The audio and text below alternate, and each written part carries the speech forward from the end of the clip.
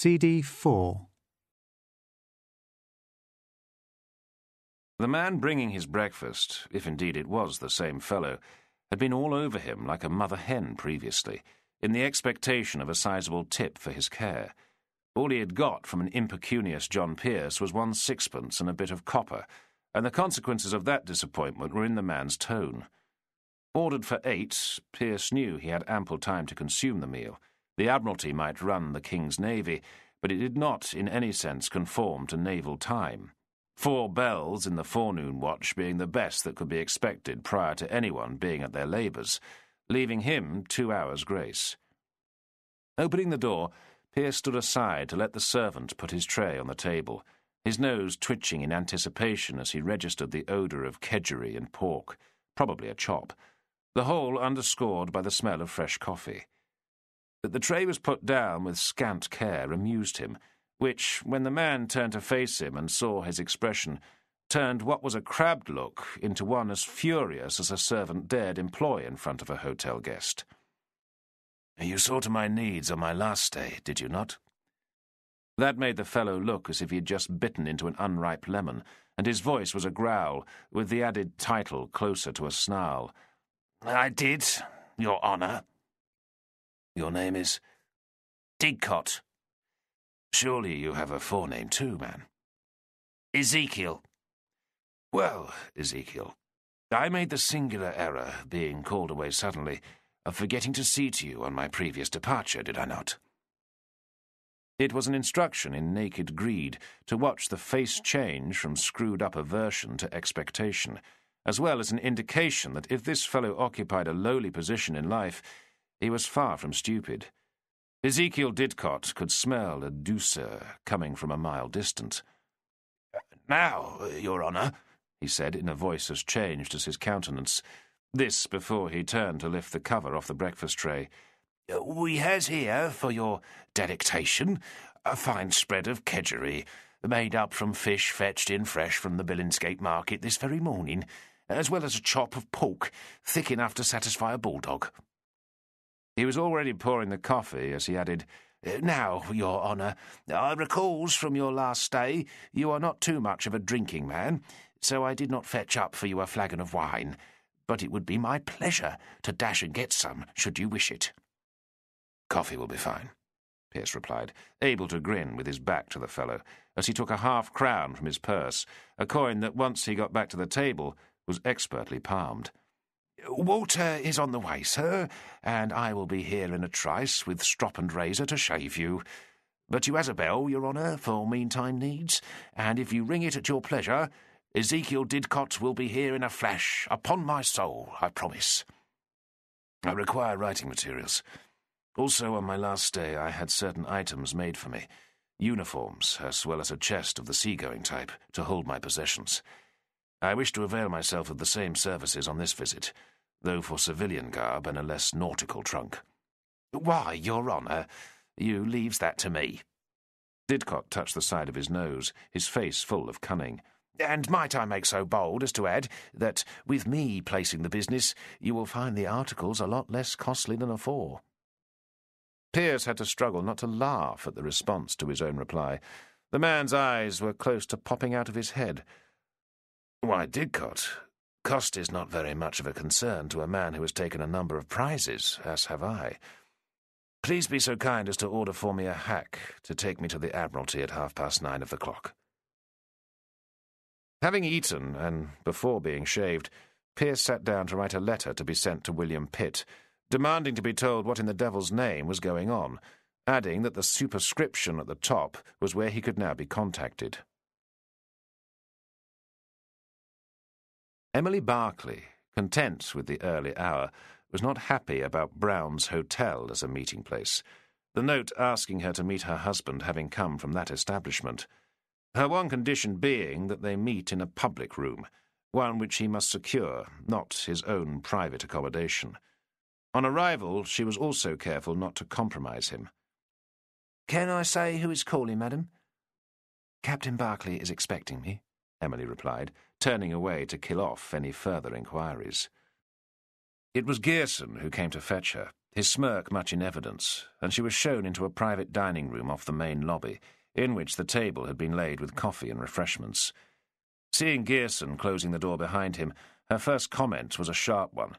She would not discuss anything with him in attendance. Her husband, looking set to argue, was probably persuaded by the determined look in her eye.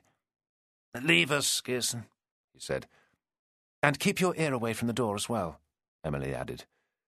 "You are too hard on the fellow," Ralph Barkley said as the door closed. "And you are too trusting, husband, which I have to admit I would never have thought I would hear myself say to you." "Emily," he said, moving forward, a soft, pleading look in his eye, which to his young wife was wholly insincere. He was met by a held-up palm, which stopped him dead. "Please, Captain Barkley, no attempt at intimacy. You know what I am here to discuss, and it would be best if we get straight to the matter, without any false displays of affection." The tender look disappeared, to be replaced by one Emily knew better, a more habitual scowl. "I was not aware, madam, that the entire terms were to be set by you. You act as if I have no say in any arrangements, not that in truth there should be any at all. Might I remind you that you are my wife?" "That is not something of which I require to be reminded," Emily snapped. "Look," Barkley protested, "we must not dispute like this. Pray, take a seat, then I shall too, and let us act upon the matter as adults, even if you are scarce more than a child, lacking in experience." "I am woman enough, sir, to know my mind." "I am over twice your years, my dear," Barkley said, emollient again. "Grant that I know more of affairs than you." "You know of the sea, sir, and the unbridled use of arbitrary power, which is not a force you can bring to bear in the circumstances in which we find ourselves." "A spat, Emily. Common in marriage." "Is it common, sir, to punish a man for a mere glance? Is it common, sir, to tell lie after lie to your bride? Is it common, sir, to use brute force to gain what the law says are your marital prerogatives?" "I admit to errors." Emily had a flushed face now, and she was quietly berating herself, having promised on the way here that the one thing she would not do was lose her temper. "And, my dear," Barkley added, "I am minded to change my ways." With a wife still struggling to calm herself, as well as slow the rate of her heartbeat, that was a gambit greeted by silence, which encouraged Ralph Barkley to continue. "You must understand, Mrs. Barkley, that I have had a harsh apprenticeship in the world, sent to sea as a tender lad and raised in brutal company. So if I have rough edges, they come from what I was brought up to. I do not doubt such experiences have shaped my way of behaving, but I am not without a mind of my own, or a desire to be brought to a better way of acting. Might I offer you some coffee?"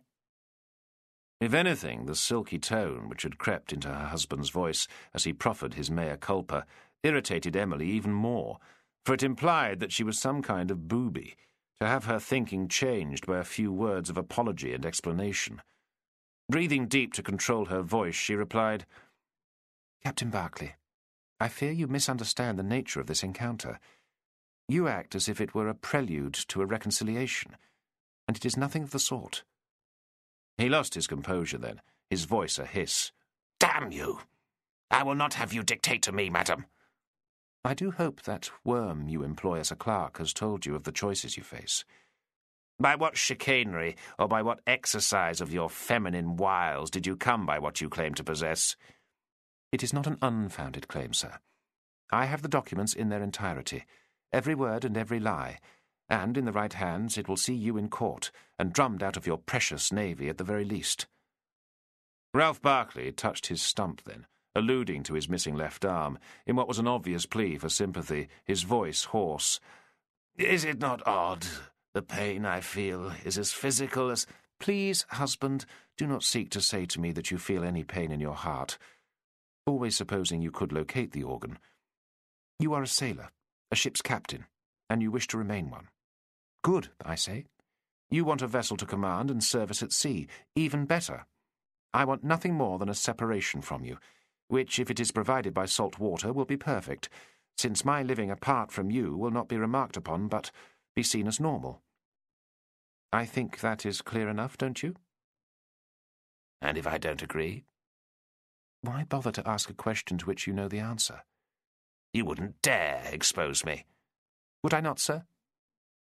Let me tell you here and now, I will not ever spend another night under the same roof as you, whatever the consequences. And, if I am to be disgraced for it, so will you be. First by a public denunciation of your actions, both as a naval officer and husband, and secondly by those court-martial papers being put into the hands of those who would bring you down. The voice was close to a shout now. John Pearce, you mean?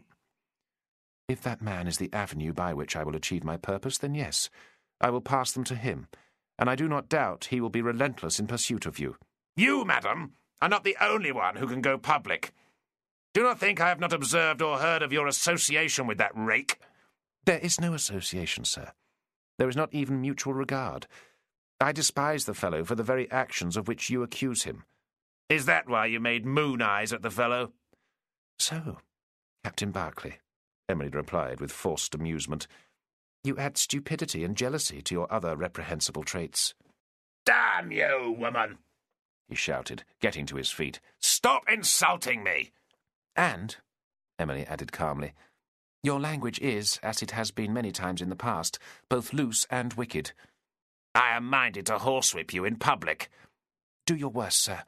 It will be nothing as compared to your head in the stocks, where the mob and I will take great joy in pelting you with the filth of the streets. This meeting is over. It is not, Emily snapped. I require from you the means to live in reasonable comfort, and I also require from you a guarantee to be left in peace when I so desire.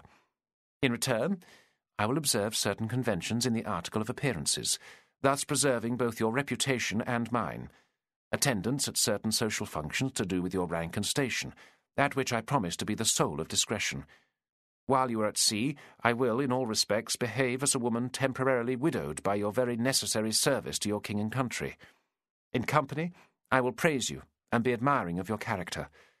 That no one will be convinced matters not. The world in which we live will be satisfied with a dumb show of a marriage, rather than the reality. Emily reached into her purse and produced a sheet of paper. Here, Captain Berkeley, is a list of my expenses, which will naturally be greater the more you require of me socially. Dresses, jewellery, and the like. There are also the details of my account at Coutts Bank, to which you may remit the necessary funds. I suggest by the calendar quarter. You have my address, and to there you may send word of what I am required to do to still wagging tongues. It was a last desperate throw that had Ralph Berkeley saying, I will not be the only one ruined, and you know who stands to lose the most. Sir, Toby Burns lied, she snapped. That is a fact of which he is well aware, because it was you who put the words into his mouth. He is also a weak creature, who, placed before any kind of examination, will crumble, and is thus more of a threat to you than I. Perhaps you mean my parents and the rest of my family, the house to which you have title and in which they live. Emily had to work on her voice and manner then, for she cared deeply they should not be hurt. They were content to trade my virtue for their comfort. If that virtue is ruined by their enthusiasm to see me wed to you, then they must face the consequences of their actions, as must I for being such a fool to agree to the marriage. I openly admit that I was a fool, openly admit I did not look beyond your prospects and your rank to see what lay behind. Had you not taken me to sea with you, a ploy to save the expense of an establishment at home, I may never have discovered, sir, what a scrub you are. Ralph Berkeley looked a beaten man as she said that to him. Head bowed, he waved his good arm in dismissal. Go. I shall, Emily said, rising from her chair and taking a second paper from her purse. I will give you time to consider, Captain Berkeley, and to aid you, here is the paper I refused to give to Gearson to assist you in making up your mind. Shall we say a week? Emily went to the door and stopped, as if waiting for her husband to open it for her, which he irascibly declined to do, instead picking up that which she had left him to look at. Exiting into the lobby of the hotel, she threw Gearson a glare, then noticed that the exchange had been noisy enough to cause the staff that manned the area to avoid her eye. Gearson entered the room to find Ralph Berkeley still reading. I hope you have some suggestion of a way to deal with this. Is that the same paper your wife showed me, sir? Head still down, Barclay passed it to Gearson, who gave it a cursory glance before confirming it to be the case, and that led to an inquiry regarding the handwriting. My wife's. Might I suggest, sir, first, that this is insufficient for you to be convinced the whole exists, and secondly, if the entirety is in her handwriting, as this is, it will very likely be ruled inadmissible in court. Go on. Your wife, sir, when you sent me to her, named this as a copy, which implies an original. Which might be in another hand? Barclay asked, a question requiring no response. She was not witness to the entire proceedings, so that is a strong possibility. If you were to ask for more proof, say, another few pages of remarks made when we know she was not present, and originals, I think perhaps your wife could be persuaded to provide them. Perhaps by you showing willing and sending her some funds. How do you know she asked for funds? The look Gearson gave his employer was such that there was no need to reply. If he had not been listening at the door, then the man had found some other means of eavesdropping, unless, of course, he had just arrived at a conclusion which was obvious. I suggest a watch be kept on her if she agrees. Should the papers she alludes to be in her present residence, then that will be made obvious. If not, in order to comply, she has to lead us to where they are. Which might not help. Gearson's response was terse. It is better than we are now, sir, in ignorance. Damn you, Gearson, Ralph Barclay snapped, his old fire reanimated by hope. I have had occasion to remind you before to take care how you address me. And after being berated by a near child of a wife, I am in no mood to let such a thing pass now. Of course, sir, Gearson replied, not much put out to be checked. But might I suggest, if it is to be done, the notion is best executed immediately? Why? I cannot but help feel, sir, that your wife, much as she may have rehearsed for this encounter, is emotionally troubled by it. Looking at Barclay, who clearly could not discern the nub of what he was saying, he was, not for the first time, wondering how this man had ever managed to get married at all, never mind to a beauty like his young wife. He might be able to command a ship, but he knew nothing whatsoever about the opposite sex. You think so, Gearson? It would have been too crass to say, I know so, sir. So all he did was nod towards the quill and ink provided by Brown's Hotel. Send for Devernow. He can take your note to her. And after that he can keep a watch out to see where she goes. Emily Barclay was sitting in the back of a hack on the way back to her lodgings, still suffering from the effects of her interview, and wondering what would happen next. She had few illusions that her husband would just roll over and acquiesce. It was not in his nature. But as to what he would do, she had no idea. It was a thought which was still troubling her when she got back to her room, which occasioned a great deal of pacing up and down until, after an hour, she resolved to act and prepared to set out once more, this time on foot, for her destination was close by, to be met on the stairs by her landlady bearing the note which had just come through the door. Quickly perused, she saw it as evidence of the need for what she had in mind, so, stuffing it into her coat pocket, she went out the front door and headed off towards Holborn, unaware that she was being followed. John Pearce, looking around the book-lined ground-floor room, thought it had a level of dust which seemed appropriate for the fusty pursuance of the law as a profession, with a decent amount dancing in the shaft of light coming in through the window. The man opposite had a dry quality too, pale skin and a long face, over what looked like a spare body, evidence to Pearce's mind of a life spent indoors. Thank you for seeing me at such short notice, sir. Mr. Lutchins was most pressing that I should accommodate you, Mr. Pearce. As you will observe, Mr. Stoddart, I have done no more than outline the details of my case so that you can look them over. I have a place on the 2:00 coach to Portsmouth, where the men named in the document are waiting for me. I collected their protections from the Admiralty before coming on here. That revived an unpleasant recollection. Having had no intention of being kept waiting once more, Pearce left the collection of the protections as late as possible, yet he still had to tip the blasted doorman just to get into the building, making him reprise in his mind a thought he had harboured before, that if he died and came back again, he wanted that as an occupation. It was without doubt the best paid for the least effort. By the time he had paid the fees and got out again, he was lighter by 10 guineas in his purse, and not a happy man. "But if you need to contact me," he added, "word can be left at Nerrett's Hotel, where I have taken a room." "I would appreciate a short verbal explanation, sir," the attorney said, holding up the papers that Pearce had laid on his desk, and which he had quickly skimmed through. "It is a case of illegal impressments, Mr. Stoddart."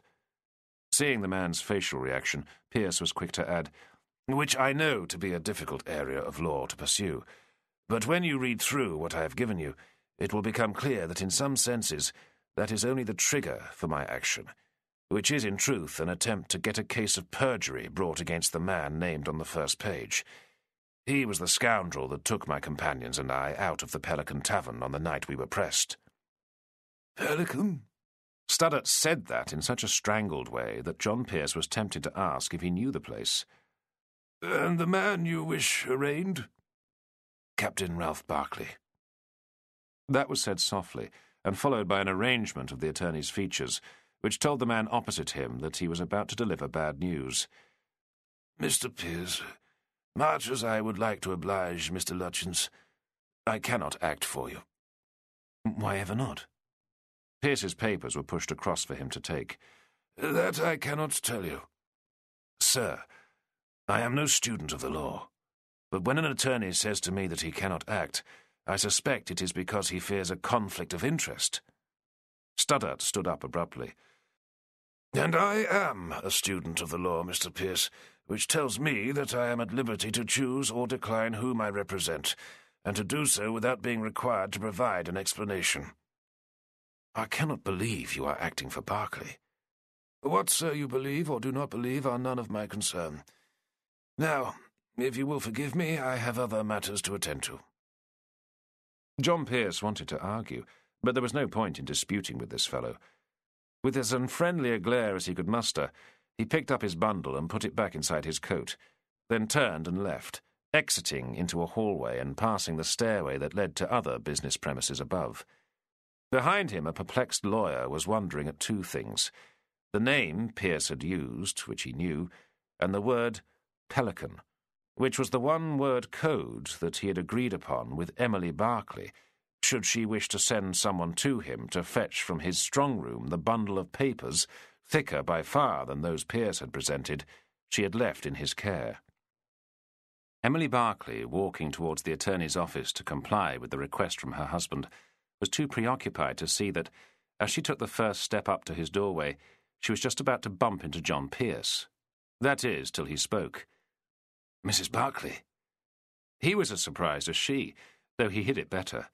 She put her hand to her mouth as if she had seen a ghost, and it was all she could do not to scream. "Well, this is a coincidence," Pearce said.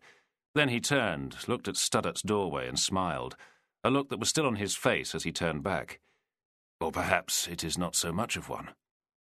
"Lieutenant Pearce," she replied, fighting to control herself. "Yes, the ogre." "You may be many things, sir, but you are no ogre." "Forgive me if I do not ask you to list what those other things are." "Do I find you well?" she asked. It was such an inane thing to say in the circumstances that Pearce threw back his head and laughed, which made her cross. "What, sir, is so amusing?" "Your good manners, madam." "It does not surprise me, sir, that you find such attributes strange," he said, finishing a sentence she was struggling to complete. "In your mouth, no, given you are the living epitome of the polite manner." "The way you say that, Lieutenant Pearce, makes it sound like an insult." "Then I apologize for it. I would not want to ever insult you." That made her blush, which to Pearce made her look prettier than ever, and that broadened the look on his face to a near grin as he took in the trace of auburn hair under her bonnet and the fresh features of her beautiful face. The voice that responded, as well as the flashing green eyes, made it plain his compliment was not welcome. "We are in a public street, sir, which is scarce the place to dispute with you, but I am bound to say, and it makes me cross to add it is not for the first time, your mode of speech is inappropriate. Now, if you will excuse me." Pearce stood aside, still smiling, with a very slight bow. Of course. It would never do to keep Mr. Stoddart waiting. How do you know?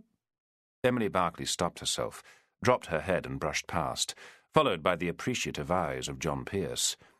He, once she had gone through the doorway, spun round to hail a passing hack, too preoccupied to notice the man ducking out of sight, which was not easy for one of his height. A long-time follower of Ralph Barclay, now rated as his servant, Devernow had been sent for to follow the man's wife, and he had just witnessed something of more weight than finding out where she went on her errand. "Now, that is going to set the captain ablaze and no error," Devernow whispered to himself. Sitting opposite Mr. Stoddart, Emily Barclay was unsure of how to proceed. She had come here because she felt the need to discuss with him the preparation of some kind of contract that would bind her husband, the discussion of which could not be anything but embarrassing.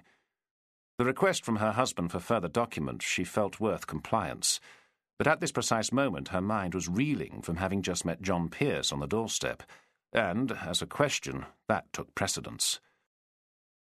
Mr. Stoddart, the gentleman you have just had in your chambers, whom I bumped into on the way out. Lieutenant Pearce. Might I ask what his business was with you? None. He wanted me to act on his behalf in a matter, and I declined to do so. Why? Stoddart's hands met before his lips, the long fingers tapping together like a church steeple as he considered his reply. Despite the look of impatience which crossed Emily Barclay's face, he was not about to be rushed, being a man who was wont to say it would never do to ask a lawyer the time, given the reply would be so delayed by caution as to render it useless. He was free to speak if he wished. The woman before him was a client, and Pearce was not, but the lieutenant had likewise come from Heinrich Lutschens, and that altered the case somewhat. Best be sure of other factors before being too open. I do believe I must respect the confidentiality of his request. Was it about my husband, Captain Barclay? Emily demanded. Forced to accede, Stoddart nodded. I declined to represent him on the grounds that I have a strong suspicion I could not do so for both you and he simultaneously. The connotation in that statement, as well as the way it was said, and not least because it was delivered with an unblinking gaze, made Emily blush. She, being a very attractive young woman, and Pearce being a handsome fellow of near the same age, would lead anyone to certain salacious conclusions. For the second time in as many hours, she found herself defending her reputation. Be assured, sir, that my relationship with Lieutenant Pearce is a social one, and strained would be the best way to describe it. In fact, I cannot abide the man. These matters are none of my concern, Mrs. Barclay, and I suspect it is not the subject on which you wish to consult me. No, it is not. Stoddart nodded, inviting her to continue. But Emily had another question, which threw her previous statement into doubt. It really was foolish of her to ask the lawyer, before she proceeded to other matters, if he had an address for John Pearce. Chapter 8. For all it was one of the best-travelled roads in the country and was maintained by the government as an important artery, there was nothing restful about coaching to Portsmouth, either in the 10 hours it took or the solace afforded to the passengers. So it was an irascible John Pearce who, after an overnight journey, arrived in the naval port, a mood not improved when he discovered that HMS Fury no longer lay out in the Spithead anchorage, but was alongside the dockyard mast-house, with her old poles already removed, her crew broken up, and every officer aboard her, from captain to the most junior lieutenant, reassigned.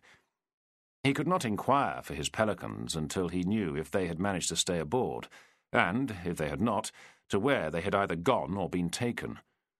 Once on the ship, watched with some curiosity by the dockyard workers, he called out along the gun deck for his friends. But there was no reply in a vessel small enough for him to be heard even on the orlop, and that brought on a terrible sinking feeling. Had he once more delayed too long and let them down? That the fault did not lie with him was scant comfort. He went in search of those who might know, unaware that the gunner had seen him coming along the wharf and warned the carpenter, they being the only warrants still aboard. Both had taken great care to make themselves scarce, their attitude being that the only man who had to deal with him, the purser, was not on board, leaving Pearce to inquire of those whom he could talk to. He had no real experience of dealing with dockyard workers, though he had heard from every naval lip that they were the most pernicious bunch of scoundrels in creation, thieving bastards who would steal your eyes and come back for the holes. He had always assumed a degree of exaggeration in these tales, but his contact with the breed working on the wharf as he passed them made him wonder if that were indeed true.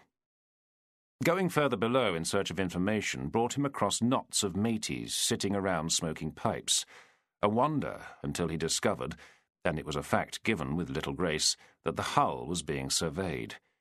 His question as to why that had not been undertaken before the vessel was warped into the dock was met with incomprehension, even when it was posed to the surveyor himself. What business, sir, is that of yours? Mere curiosity, which I am told is a human condition. I suppose that is an indulgence in levity, the man snapped. He was not a big fellow, this surveyor. He was small and flabby, his most prominent feature being a belly that, slack as it was and hanging over his belt, spoke of idleness, his purple face implying he was wont to wash down what he ate with generous quantities of wine. Not that added height or muscle would have altered Pearce's response. He had that air of the functionary about him, which John Pearce had encountered too many times in his life, an expression that implied that nothing at all was any of his business.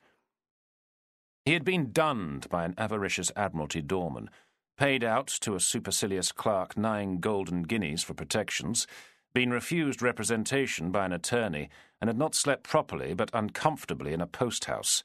This backed up by dozing in a crowded coach, and it was quite possible the men he had come to rescue had been shipped off, as they had been the last time.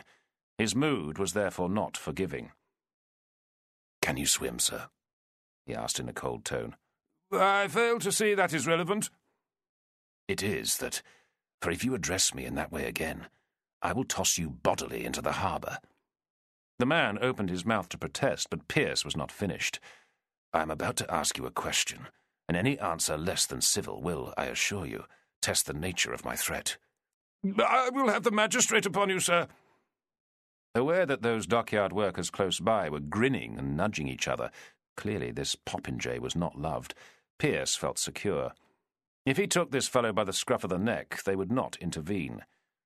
He will take an age to arrive, by which time he will either be drowned or a laughingstock. Where in the name of creation are the warrants? I have no idea. But they are aboard. The carpenter is. As for the rest, I have no idea. Do you know where the carpenter is? The surveyor was in the process of recovering some of his conceit. It was in his face, but that melted under the stony glare he was getting from this naval lieutenant. His reply was accompanied by a slap on one of the hanging knees. He should be here, sir. We are, after all, discussing the parts of the ship for which he is responsible, and a damn poor state they are in. The scantlings are bad, but these knees are soft enough to take my finger. The man stopped, given the impatient growl from Pearce was very audible. He said he needed to go about his occasions, so I suspect he is in the roundhouse. Thank you, Pearce replied, striding off. Behind, he heard the man hiss, Damned cheek of the fellow. Why, if I were 10 years younger, he would pay for addressing me in so cavalier a manner. Ain't gone far, Your Honour, a sarcastic voice replied, obviously one of the loungeabout mateys. You still has a chance to put the upstart in his place. I have work to do, the surveyor replied, his voice louder and still carrying enough to reach the companionway. And I suspect that you too have labours which require your attention. Watching you will be toil enough, mate. Striding along the gun deck, Pearce was increasingly both worried and angry. So when he opened the forepeak doorway to the heads to find 2 men standing there talking softly, who, by their shocked expressions, had to be people seeking to avoid him, he was ready to do murder. A mood not enhanced when the gabbled explanation was provided as to how his pelicans had got off the ship. We had to take them away, sir, or they would have been taken up for certain, and a boat was the best option. Who took them? I did, the carpenter replied. Dropped them off past Hailing Island. I need you to be more precise. I grounded at Bracklesham Bay, just past the sandbar known as East Head. And what are their chances of getting clear from there? The gunner wouldn't look him in the eye. Master drew a map of sorts, though none of your lads can read, but they knew the names to avoid and the route to follow. That's not what I asked. We did our best for them, Your Honour, the carpenter protested. I need to follow in their footsteps. Which is the best way to get to where they landed? Boat, Your Honour, same as I did, and any local man will know East Head. About to hurry away, Pearce was brought up with a round turn when the man added, Mind, there is a bill from the purser you has to settle, for he saw to the needs of your men, though if I was you, Your Honour, I would argue about the total, 'cause he'd be as tight as a duck's arse. He will have to wait. You have no idea, sir, how that cheers me. Hiring a wherry in Portsmouth was easy enough. They were 10 a penny in such a busy anchorage, and those who manned them were secure from the press, though he got a curious look when he named the destination. It was not long, in the nature of things, before he was conversing with the man steadily rowing him, a cove with a weather-beaten face and a pleasant manner, with Pearce intimating he was on a social errand. What he discovered, when, in a very roundabout way, he alluded to press gangs and the like, was not information to make him feel happy. A happy hunting ground for 'em round Wittering and Bracklesham. It ain't a part of the world I go to without he had my protection, and even then I'll not hang about once I land you. Why so? Stands to reason, sir, for it takes no genius to see that getting off Portsea Island, or hailing for that matter, is hard, seeing as it means you's obliged to cross a guarded bridge. Bracklesham Bay is the first bit of land that gives a clear run without crossing water, so it be a place much made for by those on the run from the Spithead fleet. A fact no doubt known to those who would take them up. Both kinds, and though the press might respect my paper, there be lobcouses who work that area who would take me up and damn my protection. How long have you been a waterman? Asked Pearce, changing what was a worrying subject. Pearce had no way of knowing if he had arrived in exactly the same place as his pelicans, and it was a very forlorn hope indeed that they might catch sight of him and come rushing to make contact.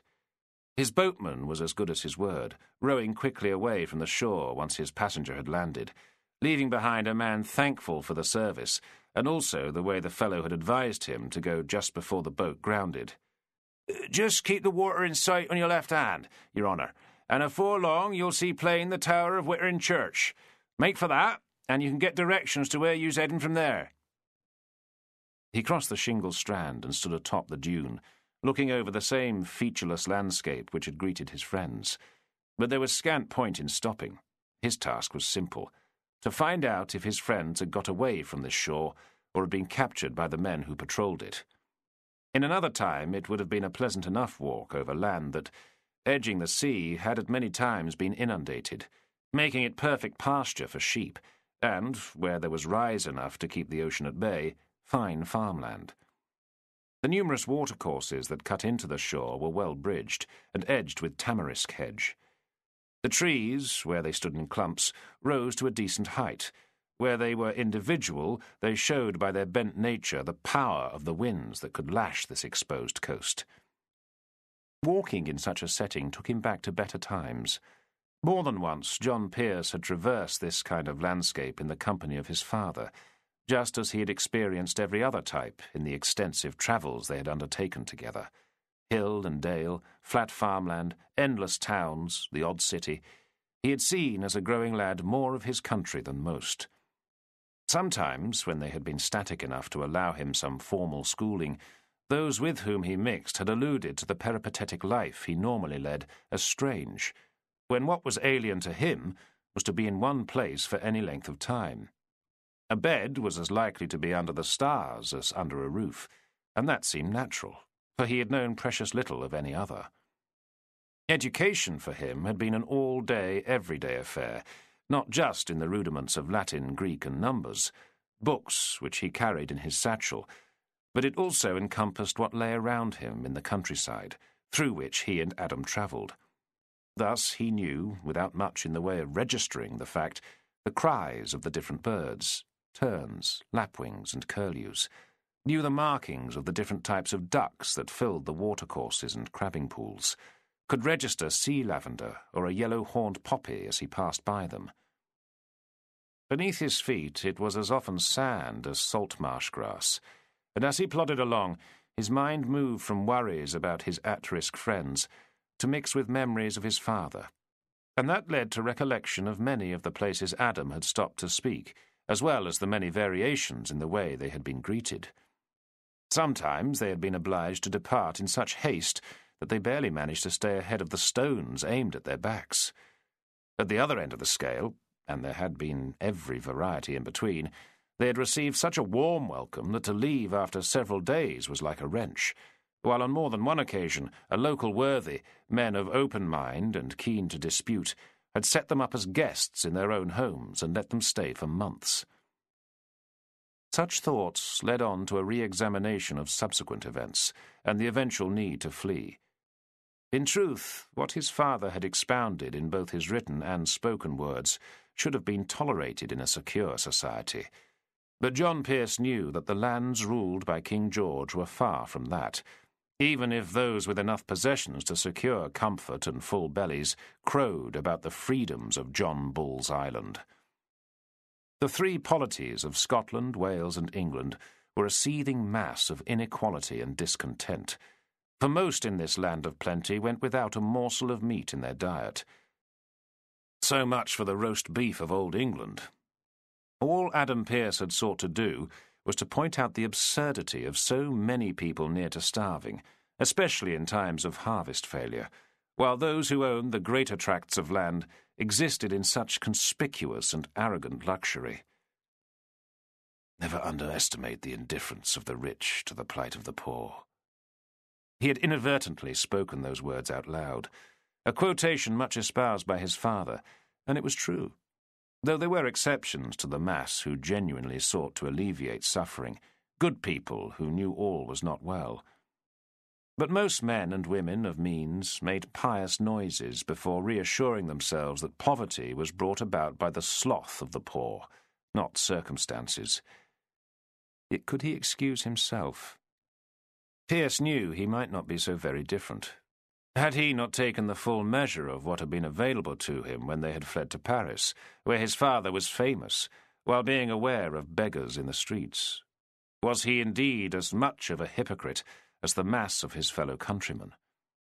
Not a man to berate himself for any great length of time, thinking of Paris led to more pleasing memories.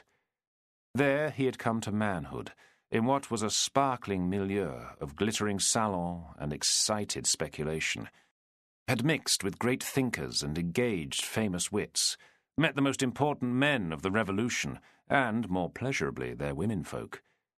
Some were esteemed for their conversation, but being his age, healthy, good-looking, tall, and of fair, unblemished skin, other matters took precedence, and he had not been left disappointed, garnering to himself a beautiful mistress. It was her image that filled his mind when the church bells broke the pleasing train of thought.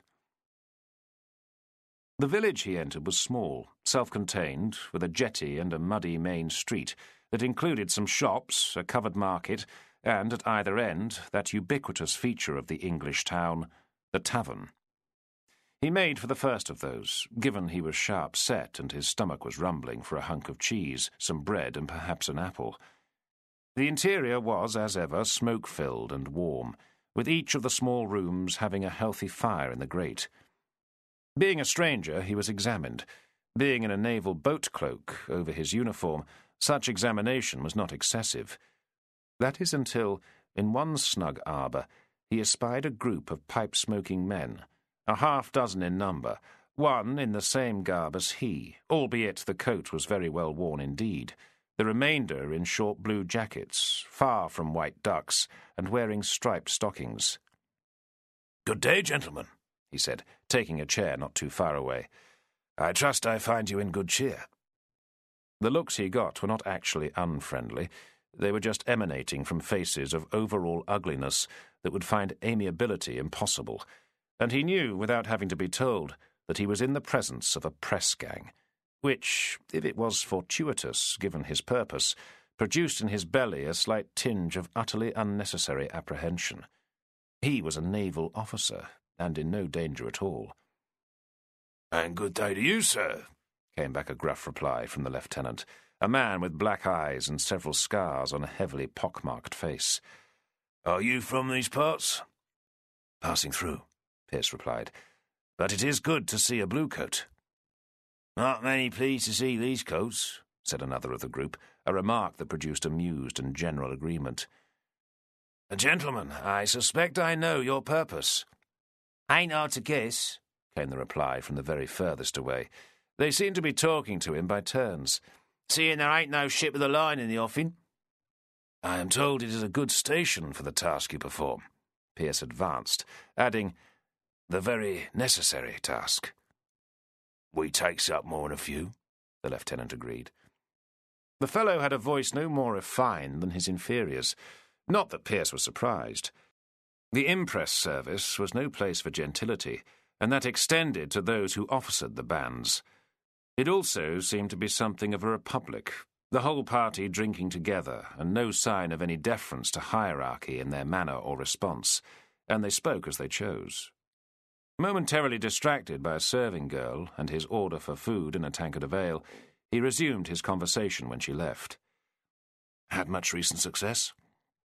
It was as if he had thrown a bucket of cold water on what had been an already low level of bonhomie, for to a man their faces closed up. "Forgive me if I seem overly curious, but I've not met many men who undertake your kind of work." "Never pressed?" demanded one of the group, clearly incredulous.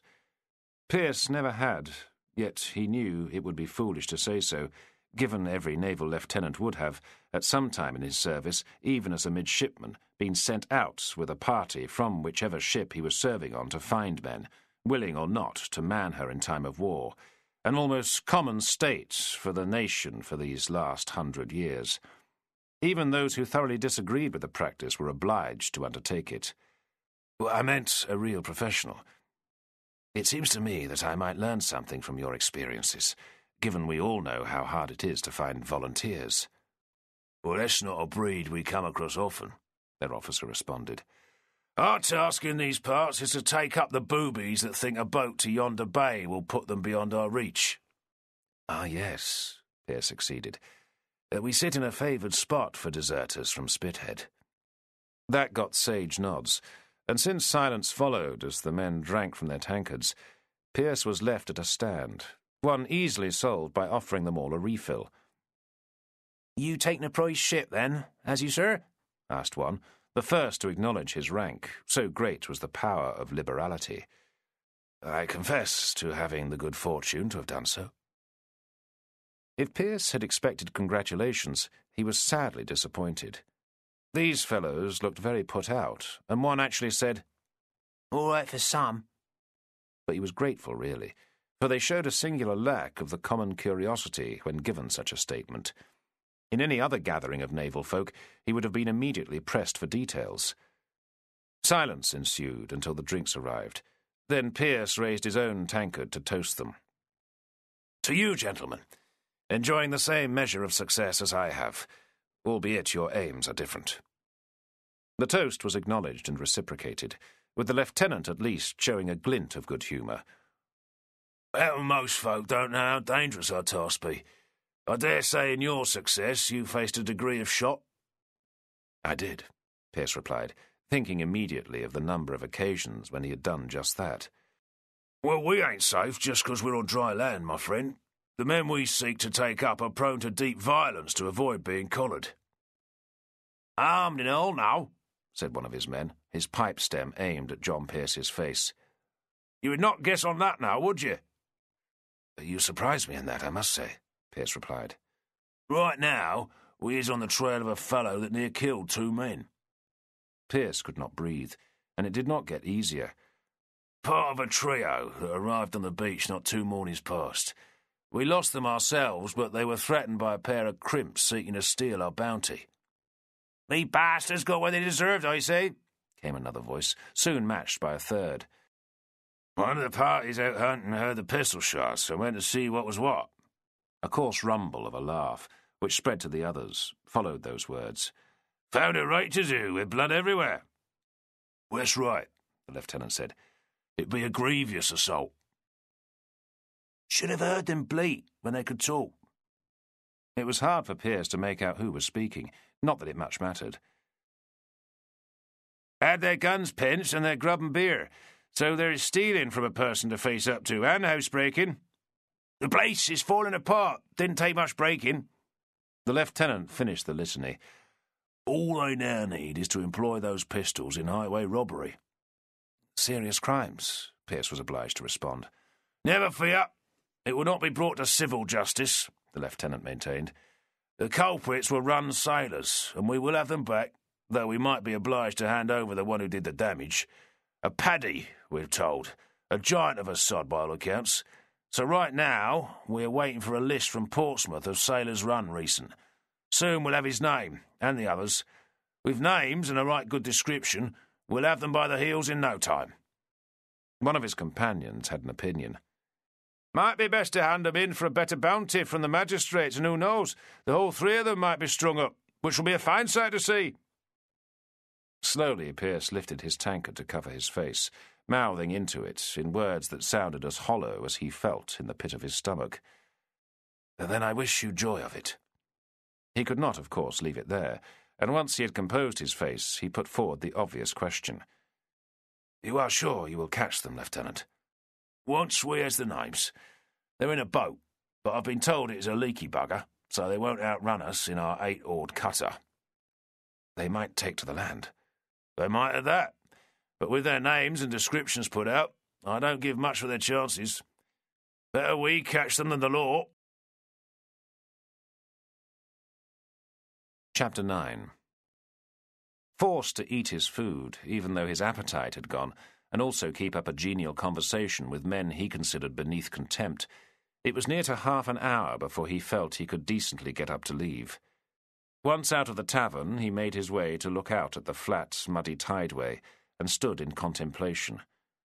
What to do? Should he go in pursuit of his friends or head back to Portsmouth? For the former, he would need a boat and several oars willing to row for however long it took, days perhaps, and he had no guarantee of catching up with them, just as he had no idea if they were still afloat. If he went back to Portsmouth and HMS Fury, that at least promised the possibility of an effective outcome. He made for a knot of what he assumed to be local fishermen to bespeak a boat for Portsmouth, only to find, despite their garb, their physical build, and the smoking pipes, they were women, leaving Pearce to surmise their menfolk had either made themselves scarce because of the presence of those he had just been drinking with, or had been taken up by the Navy already, leaving their spouses to keep fishing to feed their families. Even the women seemed unwilling to chance what they saw as dangerous waters. The best they would agree to was to drop him on the South Sea shingle, and at no small cost, so he found himself in the thwarts, facing two creatures who, despite his high regard for the opposite sex, he could not in any way regard as attractive. Short on teeth, square-faced and ruddy, they swore, spat, and pipe-smoked in such a way that no man need fear comparison for his manners. Just as in the article of cleanliness, the odour of fish they gave off was quite offensive. He was heartily glad to hear the keel grind onto the beach, even if they had been informative on the dangers of the part of the world in which they lived. That left a long walk into the city, along a barren foreshore above a strand of exposed and blustery shingle, so it was very late in the day when he got into the dockyard, which meant he was heading for the mast-house at a time when the lamps were being lit. The frigate was where he had left her, with just enough westerly light left to show that, if her decks were free of labour, her lower masts were in and seated. He ran aboard, making his way straight for the wardroom, where a light showed through the casements. End of CD 4. CD 5. As luck would have it, the master was there as well as the other warrants, cook included, but not the purser, all sitting round a bottle and the remains of their dinner, the smell of which hit a man made hungry again by that walk along the Strand. Time had allowed Pearce to rehearse what he was about to say, and to discard any other avenue than anger. Persuasion, an appeal to better nature, was unlikely to produce the result he sought, and his voice was already loud as soon as he had cleared the doorway. He was received in shocked silence when he began to berate them for sending his friends into an area where they were almost certain to be caught. "I have just come from that very place, which is cursed with a press gang that damn near resides there. I have a good mind to turn you in."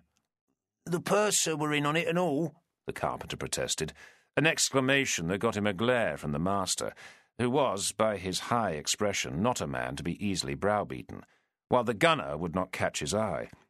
The boatswain, master-at-arms, and the one-legged cook, who had nothing to do with the whole affair, just looked affronted. "I cannot see, sir, what it is you can turn us in for," the master protested. "Is it not an offence to aid and abet a man wishing to desert from the navy?" "Which I did not do," the boatswain insisted, to nods from his two drinking companions. "We acted for all," was the response from the senior warrant, seeking to make them equally responsible. "It may be that such an act is an offence, yet you have no proof unless your men have been caught, which I take leave to doubt, for you would have told us so if they had." "Are you saying you will deny granting them that aid?" The master held up a hand to shut up those complaining, who, unbeknown to Pearce, had been no part of the arrangements. "We most certainly will, sir, though I fail to see how we could be posed with the question, given your trio had no business to be on this ship anyway. We looked at the problem with care and did the best we could for them, even to the article of my drawing for them a map and allowing the use of our jolly boat. So that's an end to it." "Not supposed to be on the ship?" Pearce asked, trying not to look confused. "Not mustered, was they?" the gunner said, finally emboldened enough to speak. "They ain't on the ship's books, so how can they run from a barkie in which they had no business being aboard in the first place?"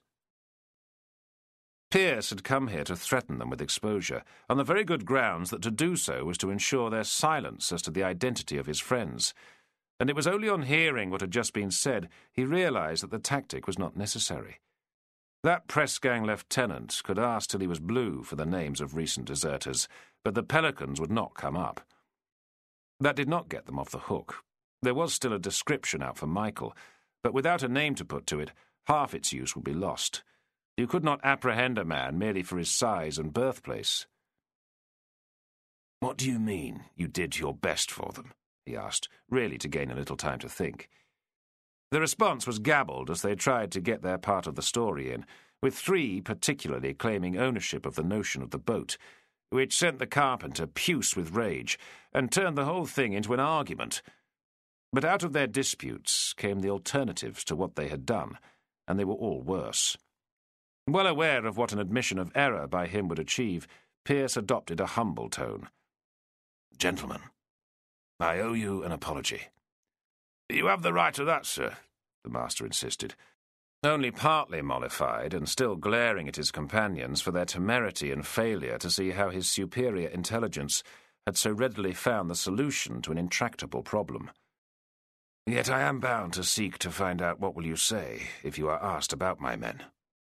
Sir, we will deny any knowledge of your friends, even if, in order to lessen their own punishments, they say we helped them. Why, I would not even admit they were aboard the ship, and neither, sir, would any one of us. As far as HMS Fury is concerned, they do not exist." The purser would say the same. "He might be a robbing little bastard, sir, but he's no fool. And by the by, he is looking out for you." That got a shrug. The man could wait. These fellows had given Pearce what he had hoped for, even if it had come about in a different manner. His threat to turn them in had been posed to gain their silence. They would cling to that anyway. A warrant and description might come as far as Portsmouth, and, if it did, would any of these men see it and make the connection? If they did, would they tell the authorities or keep their mouths shut for fear of involvement?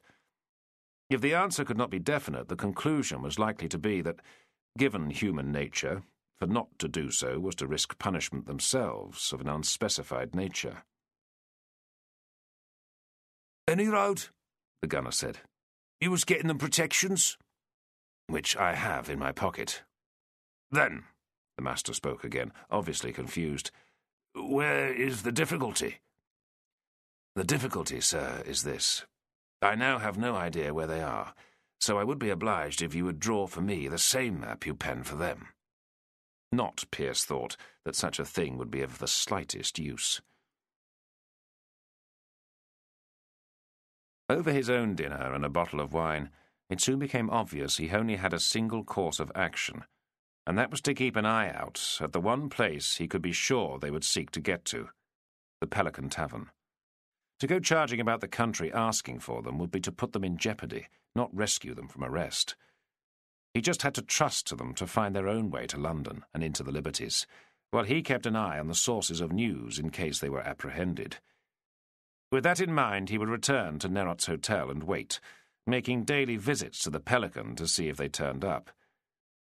Then he recalled his letter to Pitt, and there was some pleasure in thinking if the sod had replied and wanted his services, Pearce would have the pleasure of telling him he would damn well have to wait. There was one useful task to perform before looking for HMS Fury's purser and departure, one he undertook the following morning, which was to see how the prize he had taken was being valued. That took him to the offices of the Port Admiral, who acted as Vice-Admiral of the coast for this district, and oversaw the work of the Portsmouth Prize Court. There, on inquiring how things were proceeding in the matter of the merchant vessel Guiscard, he was asked if it was any of his concern. "I am the officer who took her as prize."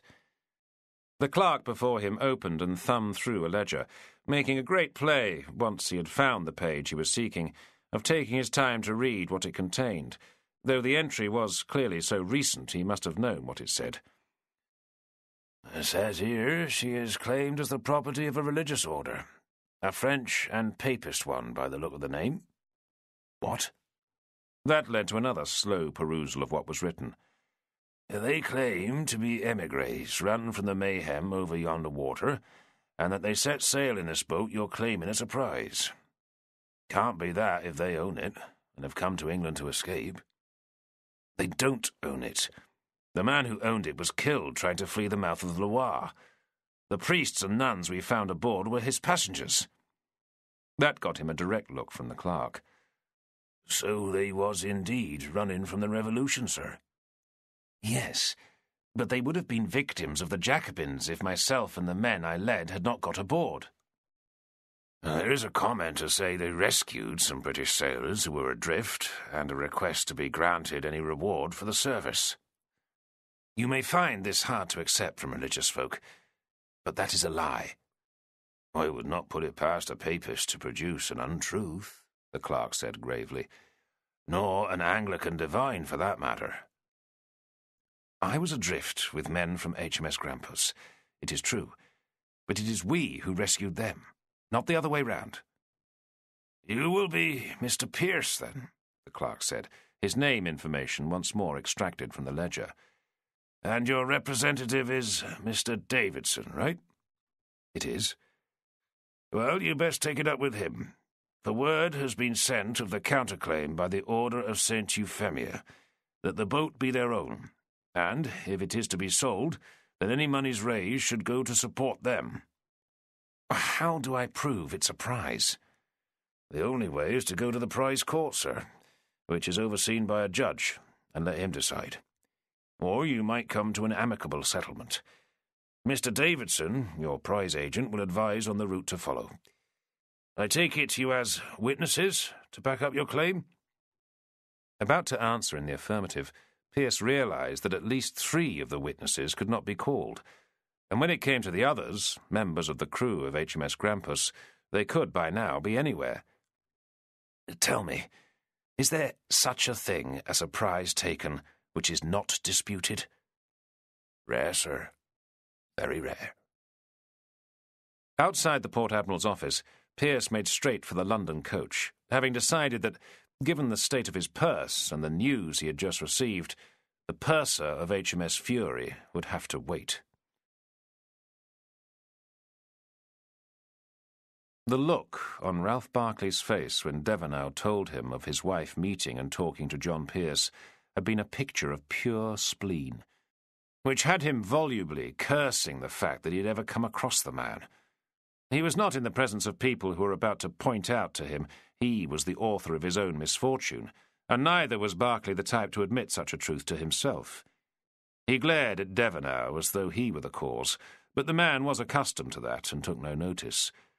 To him, his captain could do no wrong, and that included the number of times he had been fetched up at the grating for his endemic drunkenness and flogged. Ralph Barclay was to Devernow a hard man, but a fair one. "Unpleasant as it is to hear, sir," Gearson said, "it does not alter the real purpose of Devernow's task, in which, I have to say, he has succeeded admirably." That compliment had got Gearson a sour look. Devernow had no time for him, because he was a slippery cove. Secondly, because he was too close to the man he admired. And lastly, because, when it came to serving Captain Ralph Barclay, he was fresh to the duty. Devernow had served in Ralph Barclay's ships during his previous commissions, and had missed the man when his captain had been beached before the present war, which he thought madness on the part of those who ran the service.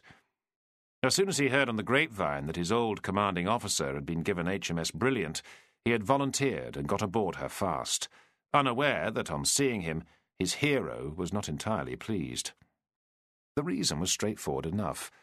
Devernow was a drunk and bully, inclined to browbeat those weaker than he into passing to him their ration of grog, an article he would hoard until he could drink himself near to insensible, at which point whoever in authority was unfortunate enough to come across him found they had a right handful to deal with, given Devernow was a real hard bargain and almost always the toughest member of the crew.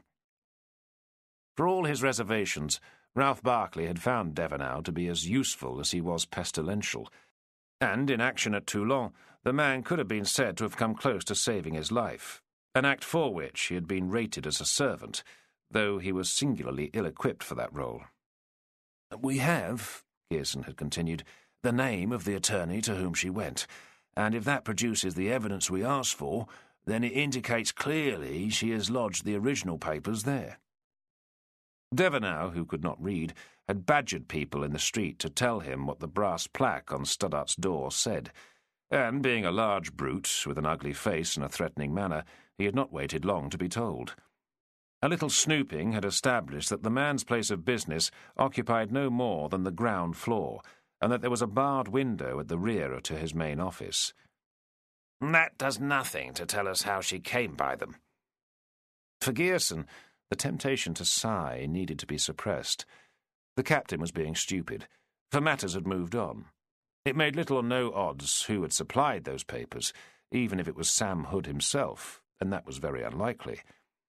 If he had been inclined to act, he would have done so off Toulon, where his authority was near absolute.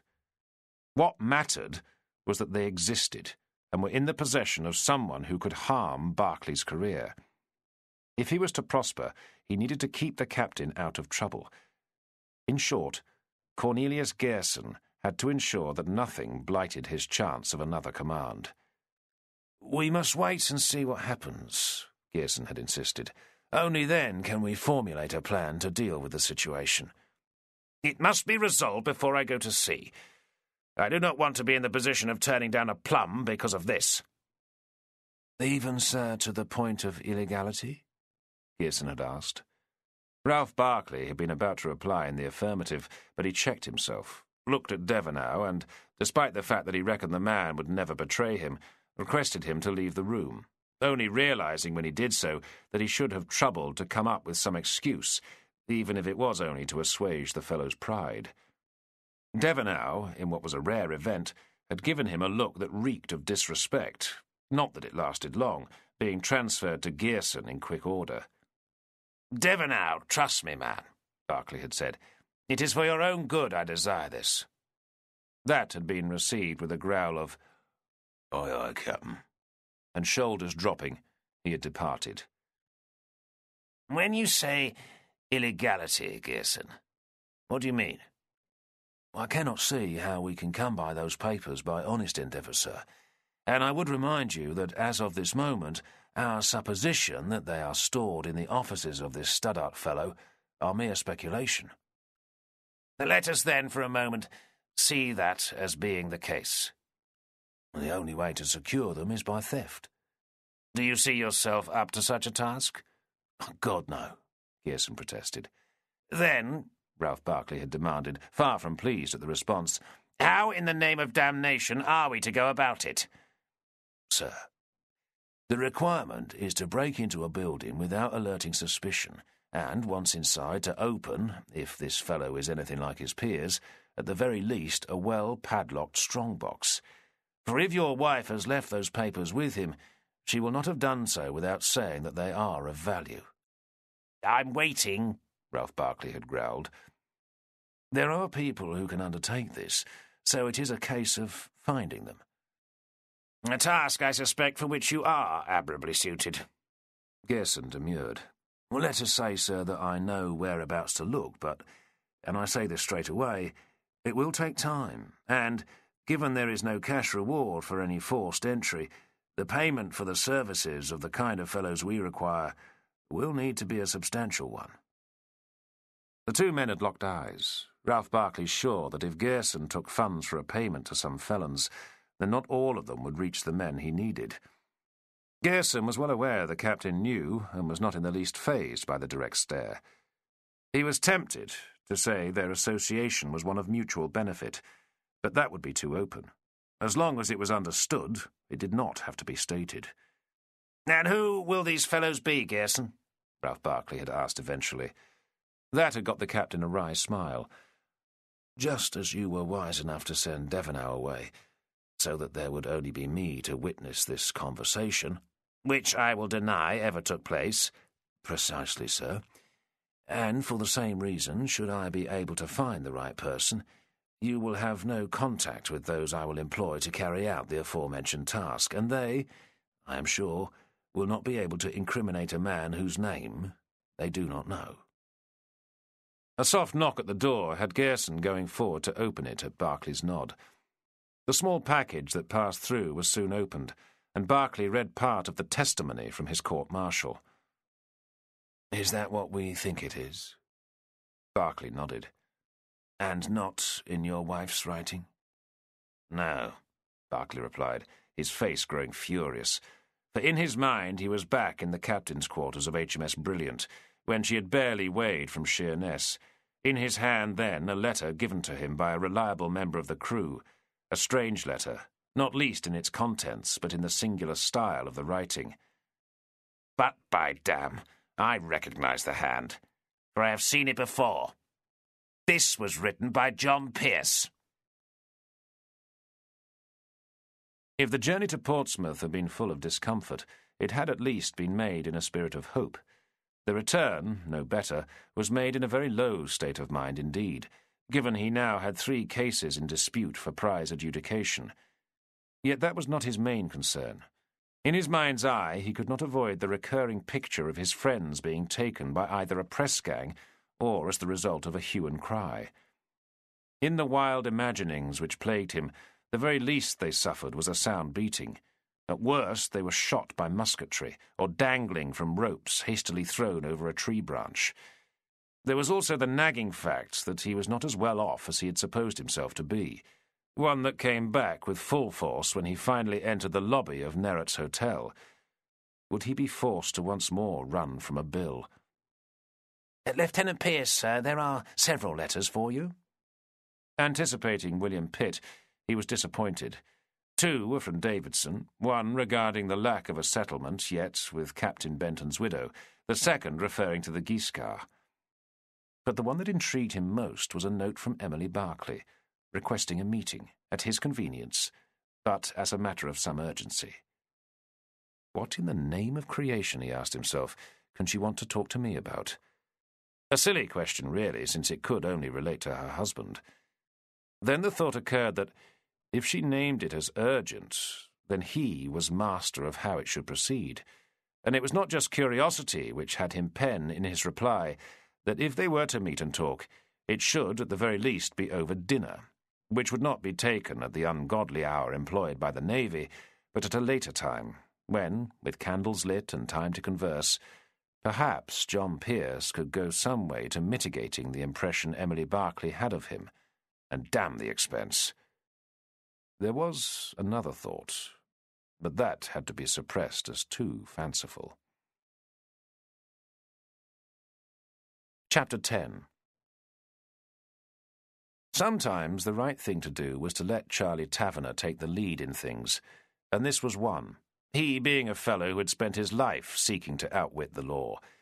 If he was troubled by what Michael admitted he had done in that tumble-down hut, he hid it well, merely acknowledging that if it had needed violence to get clear, so be it, though he knew and said plainly that it increased the danger they faced, which gave extra impetus to the rowing that went on throughout the rest of the day.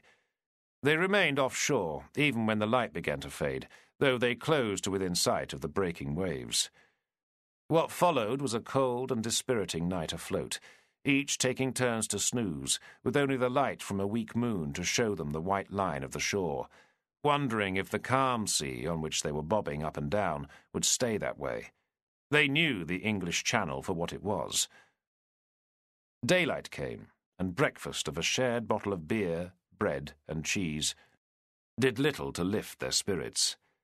Having been in a brown study since then, taking his turn both rowing and bailing the boat, for it was indeed a leaky one, Charlie announced very emphatically they must abandon it and get back on dry land. "Why?" Michael asked. "It be about odds, mate, and I don't reckon this weather to hold all the way to the Thames. We might find we're being driven onto a beach where we don't want to be. Best to pick our spot to go ashore. Apart, think where we are and the direction in which we is going." If Rufus looked confused, Michael was not. "Sindings?" There was a death knell quality to the words, though in peacetime it meant a happy return. In war it was the hunting ground of both naval vessels and floating press gangs, the place where most sailors were taken, because the law stated that once a cast lead found the seabed, then they were within the limits that they could be legally coerced into naval service. For all the brouhaha about innocent landsmen being pressed ashore, and with violence, true, as the Pelicans knew to their cost, most hands, real seamen of the kind needed to properly work the ships of war, were recruited out of merchant vessels, returning to these shores from foreign parts, and their destination was the same as their own, the Narrows between France and Dover, the anchorage at Deal, and finally the River Thames and London. "And what happened to us the last time we was in such waters?" There was no reply necessary to that. They had been pressed for a second time. "What do you suggest, Charlie?" "We keep going till the tide is low, Michael. Then we should look for some rocks by which we can land without leaving a trace, and sink this bugger so it stays on the bottom when the tide comes in." "Why not just leave it?" Rufus asked. That got a sharp response. "You might as well hang a flag. What do you think anyone looking out for us will say when they see an empty boat bobbing about?" Michael responded more gently. "Sure. We need them to be confused by." "Agreed?" Charlie demanded, looking at the Irishman, satisfied when he got a nod. "Those pistols you got loaded?" "No, Charlie, because I don't reckon to use them." "Why ever not? From what you told me about the way you dealt with them two buggers in that hut, there's precious little to lose." "Sure, doing murder won't help us." "Might scare some fool off." "No, Charlie. Suit yourself, Michael. That you're here at all is good, because I ain't sure you needed to be." "Why, Charlie Taverner, you're going soft." "Oh, in the name of Christ, row!" Charlie growled. They had to bypass the first set of rocks, black, low, and slime-covered. There were womenfolk with children crabbing in deep pools. And further on, the shore opened out into the strong outflow of a river, and that required some hard rowing to get clear. Then the sea state got up, creating a heavy swell, and with the tide starting to make enough to cover the low strand of sand, Charlie settled for shingle, backed by flat ground. He insisted that the boat be sunk as far out as they could manage, so it was a soak to the waist they got in freezing sea on a far from warm day. Even then it took many blows with the butt ends of the oars to make holes big enough to let water flow in at speed, added to downward pressure from all three to take her from wallowing to sinking. This while waves came in to hit them chest high, with the wind chilling them even more. The oars were just as much of a problem. They would float whatever they did, so they had to be taken ashore and hidden. "We need a fire," Rufus moaned as he sat on the shingle dripping wet. What we need and what we get are two different things, Charlie insisted, though he was shivering as much as the others. Now let's get shod and away from this shore. Happen when we find some shelter, we can light a fire. Has anyone got any flints? Rufus asked. Michael laughed as he crunched his way up the bank of stones. Holy Mary, flints? They're not no hurry to get a fire going with 2 sticks. I was born in a house, not a cave. Rufus, Michael joked, we are in need of someone born in a manger. You'll do if you can make a fire. As they walked inland, Michael gathered the wind-dried tops of the marsh grass for kindling, and had his friends pick up old and dry twigs. They found, not far from the shore, a deep series of connected copses bordering fields both fallow and tilled. Then a clearing where the light could penetrate the tree cover and still hide them from view. Michael used his knife to make a point in a finger-thick piece of straight wood, and, with patient spinning into a second bit of dry timber, accompanied by the careful laying of cracking leaves and dry grass, got first smoke and eventually a glow from the dried grass, gently adding the tiniest spills as he blew on air. A hint of flame allowed him to add the spills, then twigs, and finally bits of wood, albeit thin. It took an age to get anything like a real fire going, and a lot of hunting about by the others to find the means to keep it fed. But in time, the trio were sat round a blaze, feeling truly warm for the first time in 2 days. John Pearce was happily warm, standing legs spread and back to a glowing coal fire, looking around the private dining room he had booked, though there was a wonder at what it might cost when he got the bill. The table was set with an excellent display of fine crockery, silver cutlery and crystal glasses, set off by the deep mahogany colour of a round table, large enough to accommodate 8 people. To one side there was a narrow board of the same wood, with water-filled hot plates in the middle, a decanter of wine at one end. He was dressed in a dark green coat, which had taken a great deal of effort to acquire in time, and a handsome tip to Didcot, for he had no notion to appear before Emily Barclay in naval uniform. He had checked both the setting and the menu, careful, in the way the seating was arranged, to avoid any hint of intimacy. They were set as far apart as the table would allow, though there were 2 deep and comfortable chairs on either side of the fireplace for a more relaxed conversation, and a long settle against the far wall which, Pearce was sure, had witnessed much activity of a carnal nature in the past. He doubted there would be any of that tonight. Your guests, sir, Ezekiel Didcot intoned from the doorway as he showed the lady in. As she passed him, and as Pearce moved away from the fire, the servant threw the kind of look one man affords another when he is in the presence of a rare beauty. "Good evening, madam," Pearce said evenly.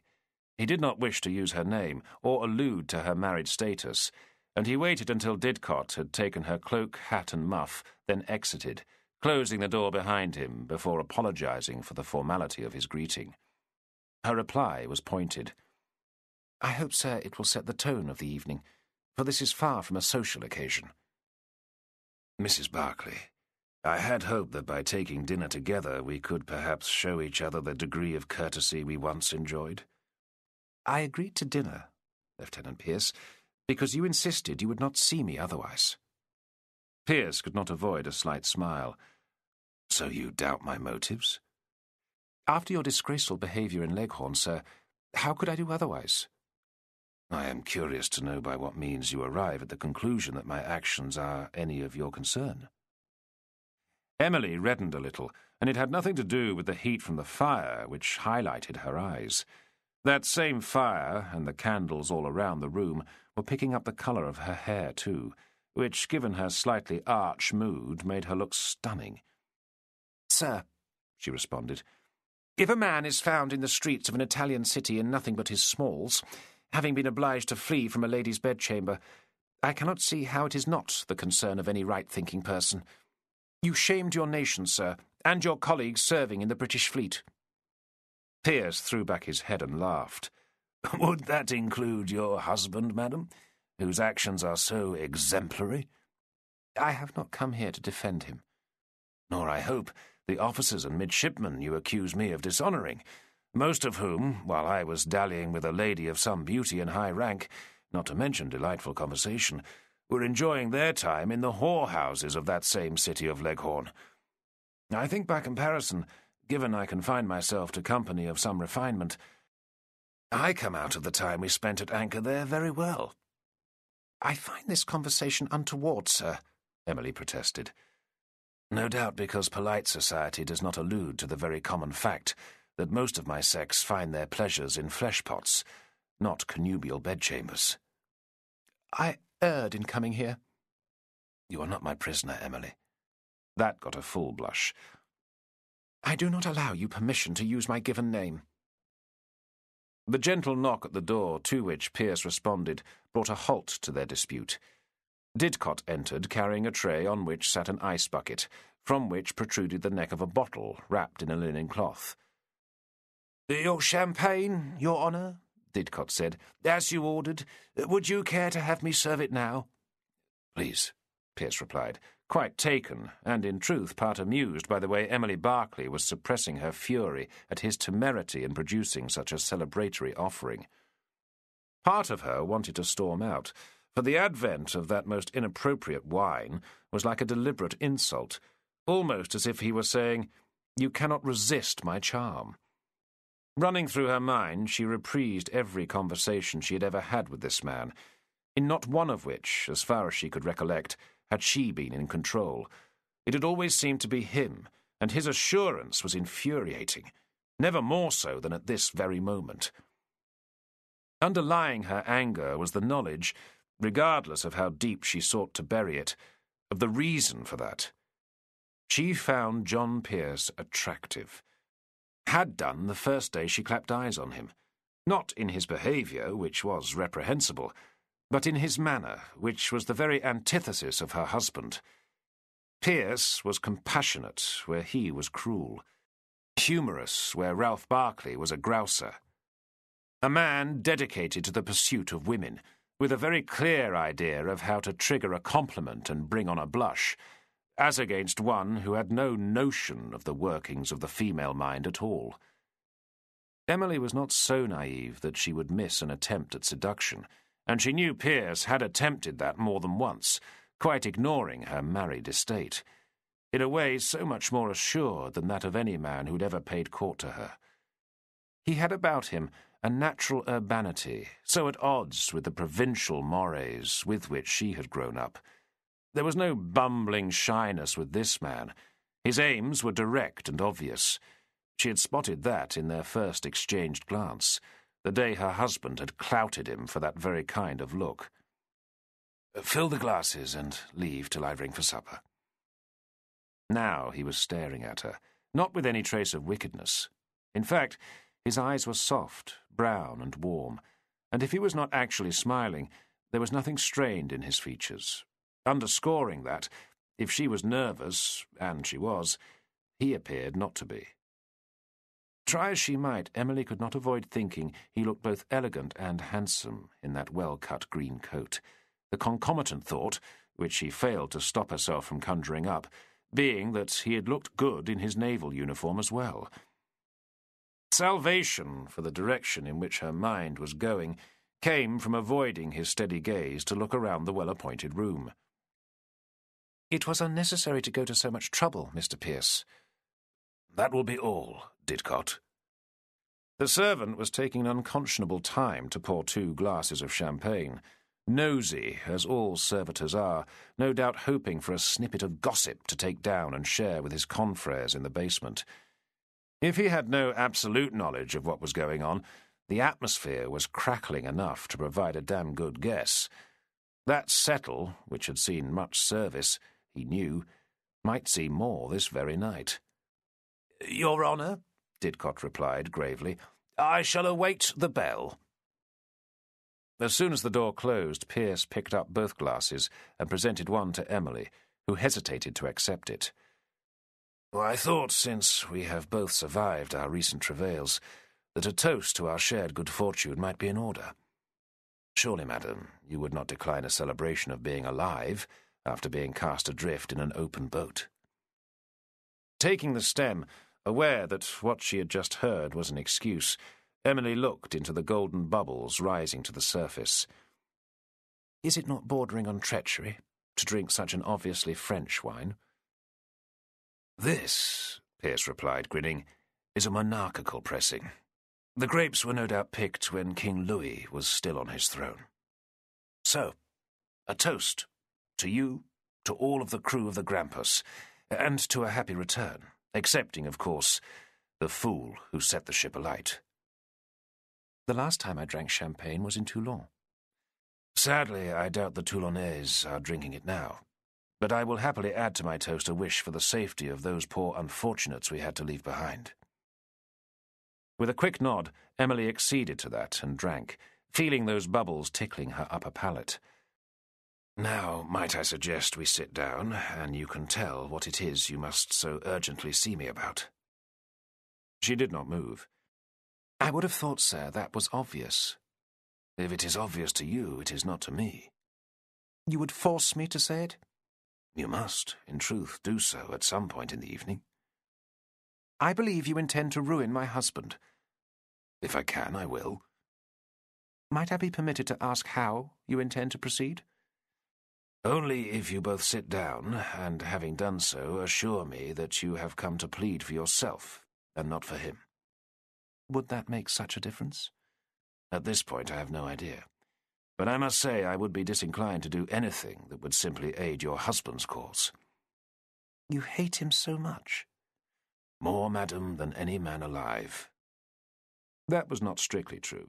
There was one man he hated more, even if he had never met him, a Jacobin zealot called Fouché, whom he held responsible for the death of his father. And I must tell you that hating my fellow man is not a normal state of affairs for me. I was raised to think otherwise. I know nothing of your background. Emily was lying, quite apart from what she had picked up in conversation, especially with Heinrich Lutjens. She had been obliged to translate a letter for her husband shortly after HMS Brilliant weighed from Sheerness, one Pearce had written seeking intercession to get him released from the Navy, and once his true name became known, for he had been entered in the frigate's muster book as Truculence, his parentage was rapidly established. If she had never heard of the Edinburgh ranter before, her husband had told her much about Adam Pearce. It was, and she knew John Pearce would smoke it, nothing less than an attempt to delay the real object of her visit, to soften him up so that a blunt refusal of her plea would be harder to make.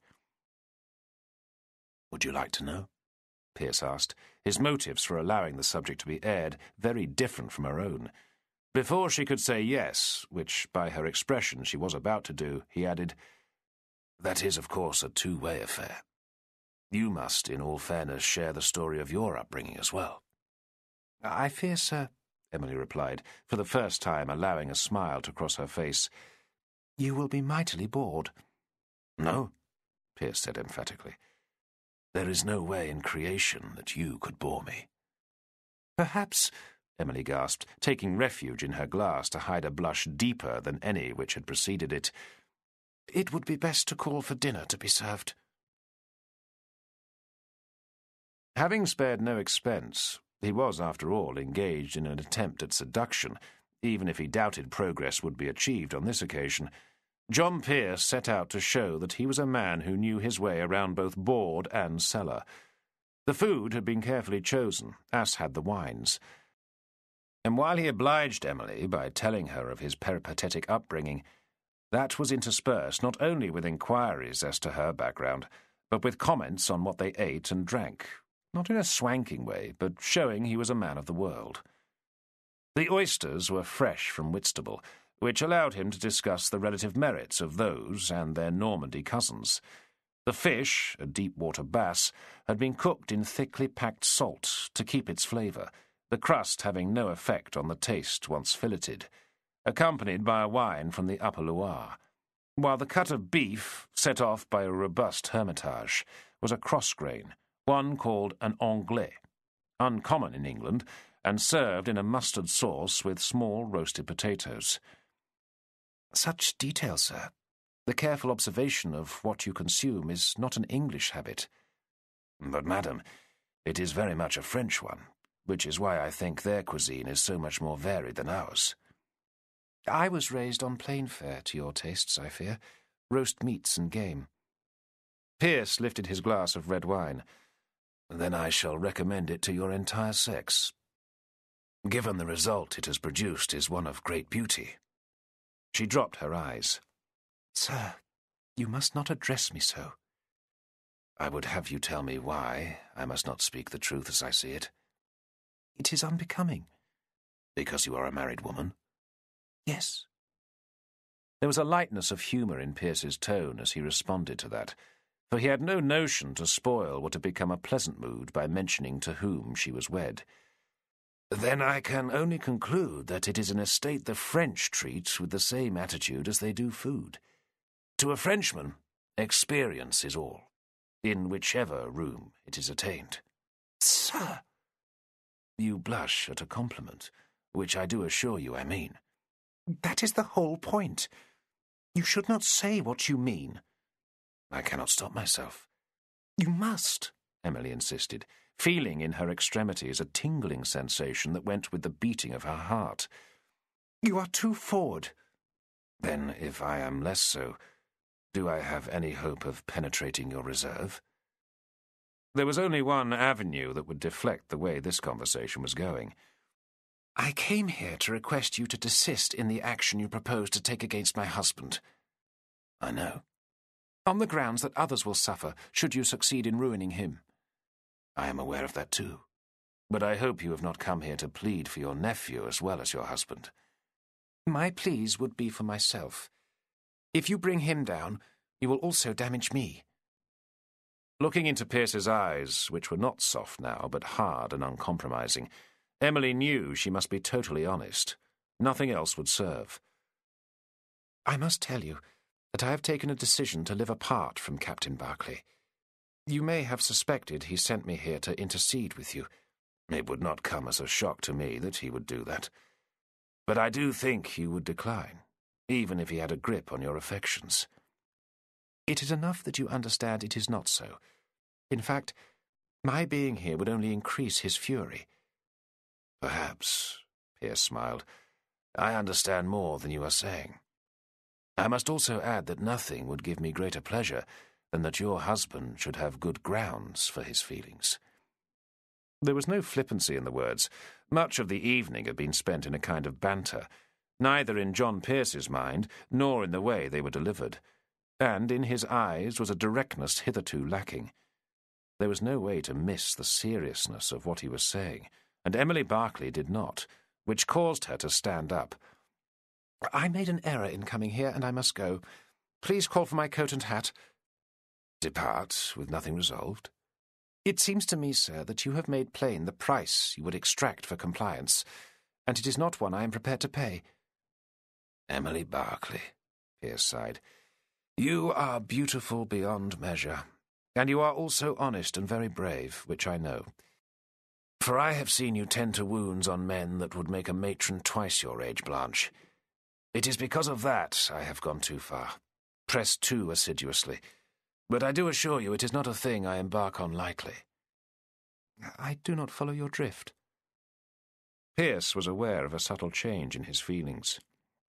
In setting up this meal, he had approached Emily Berkeley in the same manner and with the same purpose as he would have done with any other attractive female. Yet right now he was acutely aware that he wanted her to think well of him, in a way that had nothing to do with his initial aims. It was not a shock, it did not come as a bolt-from-the-blue revelation, but John Pearce knew he was actually smitten in a way he had never been in the past.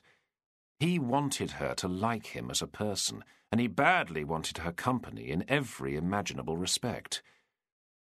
You see me as a rake, hence your objection to my behaviour in Italy, and, being honest, I cannot deny that the opportunity to engage with you in a conversation that might prove amenable was too good to resist.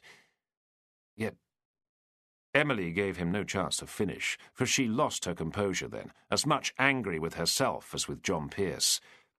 It was more than that. You have set out to charm me, sir. You have set out to seduce me with your wines and food and your interesting life story, which does not want for a degree of sympathy, and this taking place in a private room away from prying eyes. I was a fool to accept your invitation, and I should have departed as soon as I saw it was not to occur in a public place." Pearce had stood up with her, as a gentleman should. Now he came closer, and was impressed by the way she stood her ground, which was typical of her nature. Emily Barclay would not back down, and it was very endearing. "You will, I think, not thank me for saying so, but having spent the last hour or more in your company, my interest has moved on to a degree I could hardly have thought possible." "What are you saying, sir?" He took her hand and lifted it to plant a kiss on the back. "You know exactly what I am saying, Emily." "My things," she croaked. "Only if you insist." "Which I do." "Of course," Pearce replied, moving to ring the bell for Didcot. "But with nothing decided, I think you and I must meet again." They stood in silence till Didcot responded, each with their own thoughts, each assuming they knew what the other was thinking, which, in the way of such things, were entirely at odds with the truth. Pearce was castigating himself for being too open, while Emily saw in his sad smile an attempt to engage her sympathy and get her to change her mind and stay. He saw in the firm set of her jaw a determination to resist him come what may. To her, it was set in anger at the way her thoughts were so unclear. Part of her wanted to remain in the room, and she hated herself for the weakness of such a position. Naturally, Didcot, ordered to fetch her outdoor garments, did not help either of the principals with his mixture of obsequious acceptance of his instructions, mixed with his barely disguised smirks over what he assumed had happened. To his mind, the man he was set to serve had tried it on, and got an elbow for his pains. Once in her cloak, Emily merely nodded to Pearce, thanked Didcot as her manners demanded, and left. It was odd, the consequences of her departure. For John Pearce, as he surveyed the disturbed table, there was the realization of a degree of disappointment that had nothing to do with thwarted carnality. For Emily Barclay, sat in a hack, there was a feeling of emptiness in the pit of her stomach that, having eaten and drunk well, she found inexplicable. "I'm damned if I will see him again," she swore, in the way that one does to seek fortitude. Ralph Barclay sat stripped to the waist, feeling an apprehension of forthcoming pain of the kind he had experienced too often of late, which caused him to ask the doctor attending him for a tincture of laudanum. The man's frown was annoying, as was his Scottish burr, as he advised a dependence on the opiate to be injudicious, unwelcome advice to a fellow who had come to see it as something to ease not just physical discomfort, but those of the worried mind as well. He was also wondering why it was all medical men now seemed to be Scots, a damnable race, even to a man, whose antecedents, and indeed his very name, were Caledonian, though so far distant in the past that such an association could be discounted. "Are you ready, Captain?" the man asked, once he had sunk the black and bitter liquid.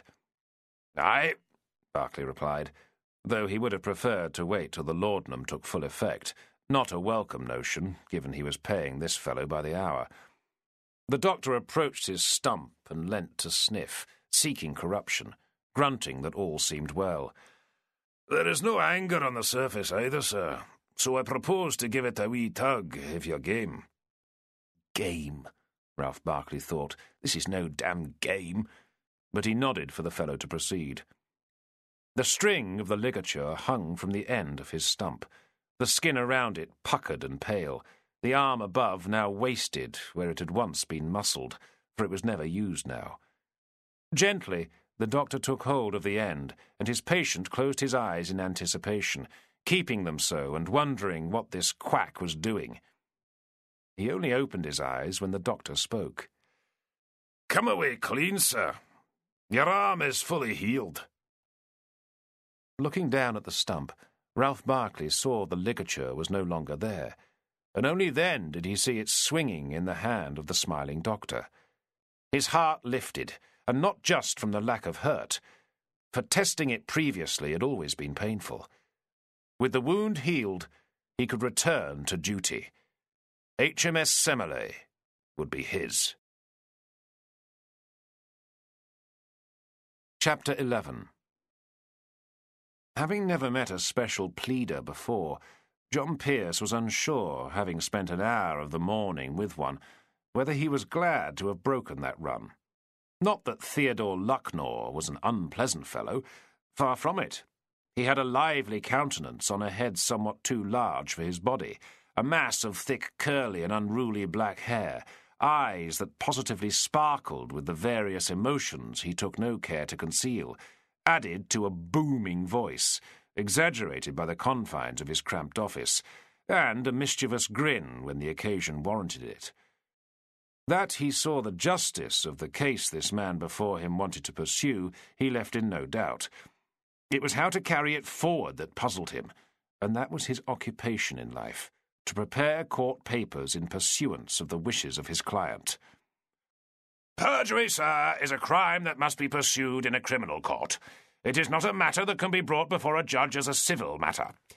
The question, and it is a trying one, is how to get that unwieldy article, the law of the land, to act. That last statement was accompanied by a loud smack of his fist on the desk, which both sent up a cloud of dust and dislodged several spills of paper. Lucknor was not a tidy man, nor did he take much care in his dress, while his fingers, stained black with ink, showed how much time he spent with a quill in his hands. If I had those court-martial papers... I am bound to say, Mr. Pearce, that the case would not be advanced one jot by their survival.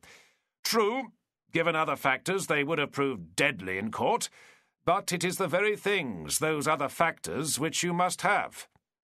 There is no doubt, Mr. Lucknor, that an illegal act was committed in the Pelican, and there are folk who still frequent the place who know that well. But you must have evidence of the identity of the perpetrator, sir, and that can only be provided in an unquestionable manner. Given you say that Berkeley did not enter the tavern, by those with whom he did the deed. I refer to the members of your press gang, and they, I hazard, will not come forward and volunteer to incriminate themselves in an act being touted as illegal. So my testimony and that of my friends would carry no weight? I think you do not know a court of law very well, Mr. Pearce, so you do not understand what a good defending counsel can achieve. You openly admit that 2 of your companions in misfortune are under threat for their past misdeeds, which leaves you with your Irishman, who may be, as you said earlier, one of the most upstanding fellows you have ever met in your life, but it will be easily established that he is partisan in your case, while you will be asking a jury to take his word against that of a senior naval officer that... Lucknor paused then to glance at the notes John Pearce had given him. The act was deliberate, not, as he stated at his court-martial, an error brought on by an inexperienced midshipman, mistaking the nature of where they had landed. Which is a blatant lie, Pearce barked. Something you do not seem to wish to accept. Lucknor held up a hand and smiled, not in the least put out by his client's tone. Mr. Pearce, I am on your side, but it is necessary that, in the execution of my duty to you, I am obliged to point out the problems as well as anything we can use to advantage. We are, after all, talking of seeking a conviction, which can only be brought about if the commission of the alleged offence is beyond reasonable doubt, reached by a jury who will have more in common with your Captain Berkeley than a lower-deck witness. And that is a high standard to meet, one which brings with it a very serious sanction. A conviction for perjury can send a man to the gallows. I wondered if you believed me. That is not an unusual reaction. A hand swept through his mass of curls, making what was already unkempt even more so. I do not doubt for a second your assertion that the court-martial of which you speak was a travesty, and I do not doubt that lies were told. But to get your Ralph Berkeley before a judge will not be easy, for as soon as your motion to do so becomes public, the Admiralty will move heaven and earth to have it dismissed. You are challenging not only one of their officers, but as they will see it, the whole area of press gang conduct, as well as the verdict of, to their eyes, a properly constituted court-martial. You allege deliberate corruption on the part of one of their senior admirals, and, if not collusion, then a blind eye turned by Lord Hood to a tainted result. In short, you are proposing to put, in a time of war, the whole structure of national defence on trial. I fear you have not understood the magnitude of the task you have undertaken. Are you saying it is your opinion that my case is doomed? Most assuredly not. But what is required is an unimpeachable witness, and— Lucknow looked at Pearce's submission again. Perhaps one more who, you suggest, will wilt under any sort of examination. Toby Burns has the backbone of a worm. You can only be sure he will do so if you have another witness. In this case, I suggest the midshipman who was actually with Captain Berkeley on the night in question. Richard Farmiloe. You say here he is a decent and upright young fellow. This underlined by the fact that he was sent away with you to the Bay of Biscay. In short, Captain Berkeley would not have been able to persuade him to lie. End of CD 5. CD 6. And Lieutenant Digby? What of him? He was aboard HMS Brilliant when she was berthed at Sheerness, was he not? It was he who commanded the ship in which you were diverted to La Rochelle, but he was not present at the actual illegal impressments. Is he of any use? If he would swear that Toby Burns was aboard HMS Brilliant on the night in question, he will be of vital interest to a court, for he can establish without peradventure the boy is lying, and that is the only question to put to him, of necessity, in writing. Everyone you have mentioned is at present serving in the Mediterranean. There was a thought then that he might be going there himself soon. That was until he reminded himself he had heard nothing from Downing Street for days. It was not to be relied upon. And, Lucknow added, you do not have the power to command they come home to make the case. Only a judge can order that. So? We write some letters, Mr. Pearce. Carefully worded ones to both get from Farmiloe and Digby the truth of various assertions. With the former, we just need him to confirm that he was with Captain Berkeley while Burns was not. If Digby supports that by saying the lad was on board the frigate, then we have a strong argument to confound any attempt by the Admiralty to apply for the case to be thrown out as specious. We can then demand that the people in question be returned to England for a proper trial, and that Captain Berkeley be held pending that.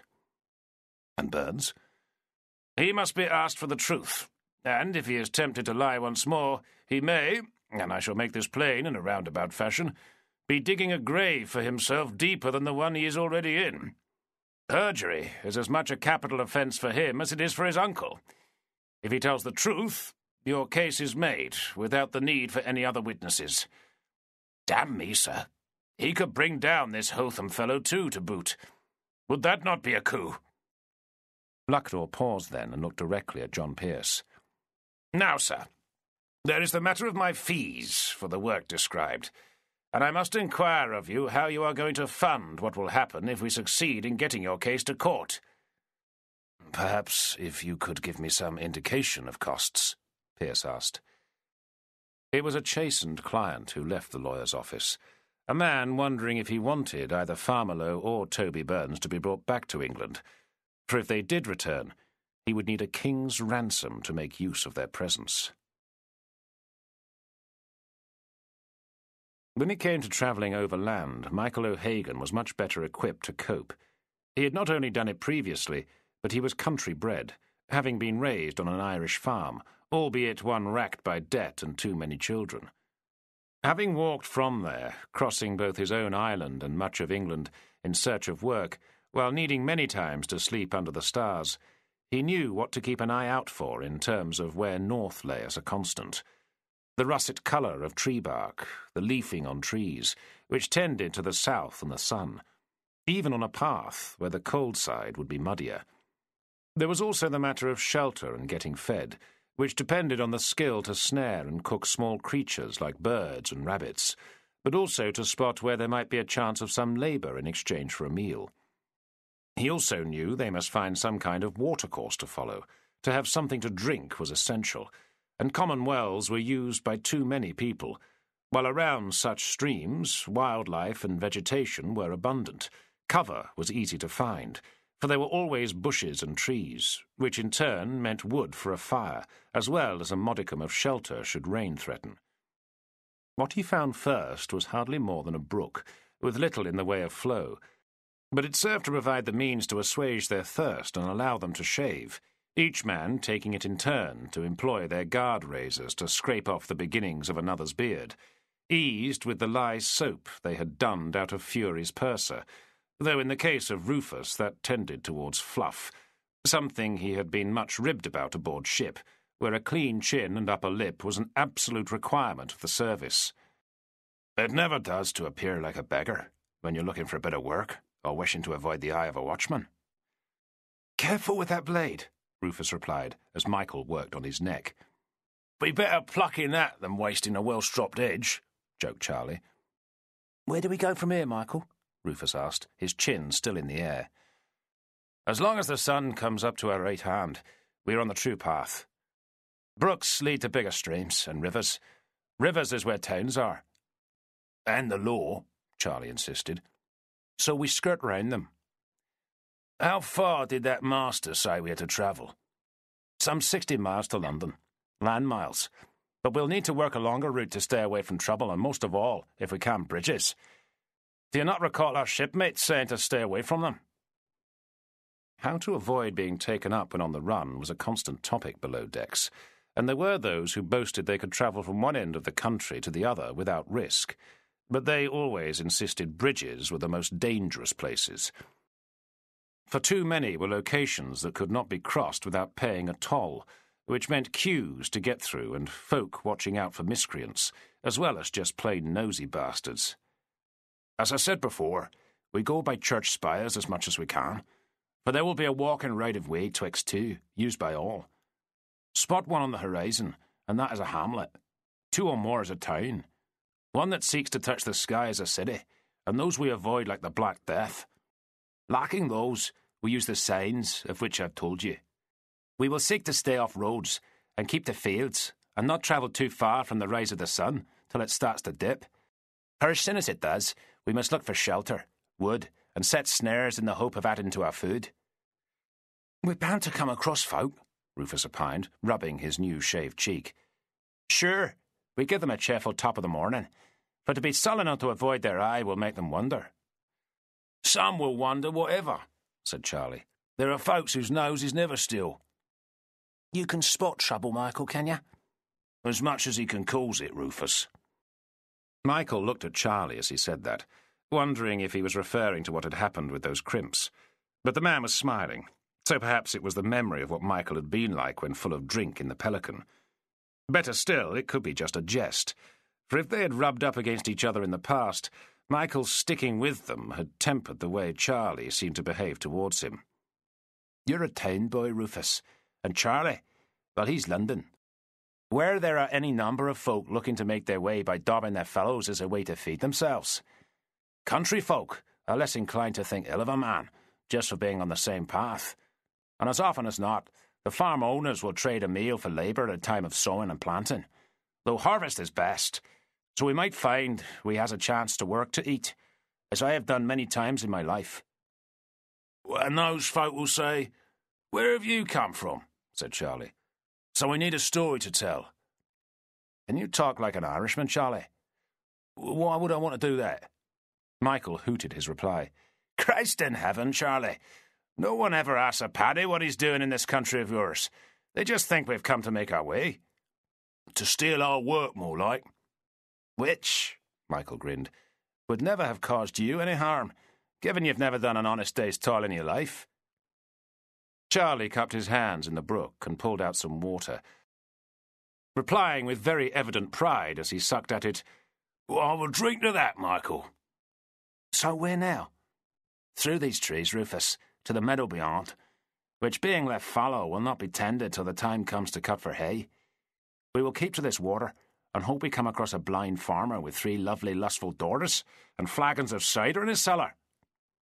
Rufus looked excited by that, until even in his slow mind the unlikelihood of such luck was obvious. "Cost apart, Heinrich. It will take forever, if my man Lucknow has the right of it. Even if I were to carry them myself, a month or more to get a letter to the Med, and as much to get one back again. That is if they trouble to reply." "If you do get sent out, you can't take a deposition." "But are they going to tell me what I want to hear?" "You think they might not?" the surgeon asked. Farmelow and Digby might look to their careers before they look to my needs. And I doubt that little shit Burns will respond to a letter at all. "As would you, if things were reversed." "True. But that little bugger will run a mile just at the sight of me." "How did you find this Lucknow fellow?" "Davison put me onto him." "I seem to recall you mentioning something about eggs and baskets," Lutyens said. "I had little choice when your man refused to represent me." "He had good grounds, and he did send me round a note of explanation." "I encountered Emily Barclay on his doorstep, so I don't need one. Mr. Studdart clearly feels he cannot act for both her and I, even if what you tell me is true and our cases are in no way related." "It does not put me in a happy position either, John." "For which I cannot be blamed, brother." "Emily confides in me." "She is Emily to you?" Lutyens responded with a grim smile. "When you have worked together to cut the limbs of a screaming man, it brings you close." "I had dinner with her last night." That surprised Lutyens, a fact very evident in his wide-eyed expression. "The meeting was at her request, but it did not go as well as I had hoped." The reply was a touch sour and very sarcastic. "I cannot begin to guess what you hoped for, John." "Don't be so pious, brother. I am a man, and she is a fine-looking woman. But I'm sure you can take a stab at what she was after. She came to ask me to drop any action against her husband. Can you guess why?" "Easily, since she has told me she intends that he should support her. Ruin him, destroy his career, and she will be damaged too, by being left without support." "I have thought on this, Heinrich, and it does not add together. Can you see Ralph Barclay volunteering to support a wife who will not share his bed?" When Lutyens did not reply, Pearce added, "I wonder if she confides in you, and she seems to think it a possibility, whether she has intimated what lever she can use to persuade him to do so." Lutyens threw up his hands. "I have no idea, John." "You could ask her, brother." "I will do no such thing. Please remember, I am friend to both of you." "Then, as a friend to both her and I, would you ask if we could meet again?" The way John Pearce said those words got him a very sharp look from his friend. "I am serious, Heinrich, and you can say to her that the meeting place can be one of her choosing." "What reason would I give her?" "Tell her I very much want to apologize." Looking at the tall brick house he knew so well, Cornelius Gerson wondered what had become of the lady who had resided there. Was she still in place, or had her husband, Alderman Denby Carruthers, got rid of her in the same manner he had tried to rid himself of the man who had seduced her? Certainly the old booby was capable, and that brought on a shiver as Gerson recalled the night the toughs employed by the alderman had tipped him half-naked over the parapet of London Bridge into the fast-flowing Thames. If he had not landed right by the boat from HMS Brilliant, he would be dead for sure. Just another battered and unidentifiable cadaver, found on some downriver sandbank. To come here might be seen as foolish, but given Carruthers would think him long dead, and he was here at a time when he suspected the man to be occupied about his business affairs — he was wont to visit Lloyd's coffee house each day at this time — Gerson saw the risk as minimal. He had spent the morning at the offices of Omany and Druce, where he had happily pored over the accounts for the portfolio of Captain Barclay, before listening to various ventures proposed by the Druce partner of the firm. The fellow had quizzed him about how he had come to serve the captain, as much as the clerk had made pointed inquiries about their proposed investments. Such curiosity had not bothered Gearson. He saw it only as an attempt to discover the nature of the man they were dealing with, and he had been sharp enough to pick up the very subtle hints that his welfare might be better served by taking the advice of the firm rather than rejecting it. In short, the man was seeking to find out if he was open to act more for them than for Ralph Barclay. It had been a pleasant game, and one Gearson enjoyed. Nothing openly stated, many possibilities delicately hinted at, suggestions advanced only to be partially withdrawn, expressions of hope that a less calculating mind would have easily missed. The replies Gearson had made were suitably evasive without being totally negative. He had also not sought to avoid any inquiries of a more personal nature, seeing them as natural breaks in an interrogation that, too intense, would be obvious. Besides, the story he had told was one well filleted and vague. There was no mention of his previous life in London, or of the employers for whom he had worked. What was on offer would add to those ambitions he already entertained, and the possibilities for personal gain that might accrue from an acceptance of what Druce had been hinting at could be substantial. That had to be set against both what he had now and that which he hoped to gain in the future. There was no regard for Ralph Barclay in his thinking. The man was merely a means to an end, and if he knew his place on the captain's list, so did Gearson. Barclay's prospects for employment, with his arm now healed, were excellent. Right at this moment he was on his way to Chatham to look over the ship he hoped to command, and there was money to be made as a clerk aboard a third-rate ship of the line. In time, if he survived, Barclay would get a first-rate, and one day he might get an active appointment as a flag officer. That was where the real wealth lay, when there was a war on. Whatever, Barclay was helping him establish his credentials in a service where fortunes lay in wait, and if he prospered, Gearson would remain in his employ. If Barclay faltered, or got himself killed, then he had some hope of being so recognised that another post would quickly become available. Ultimately, he wanted to be the senior administrative aide to an active admiral on a profitable station, for he had heard quick enough that such functionaries, whom no admiral could do without, were the ones who really coined it. If a clever mind could purloin a profit from a single ship, what could one extract from a fleet?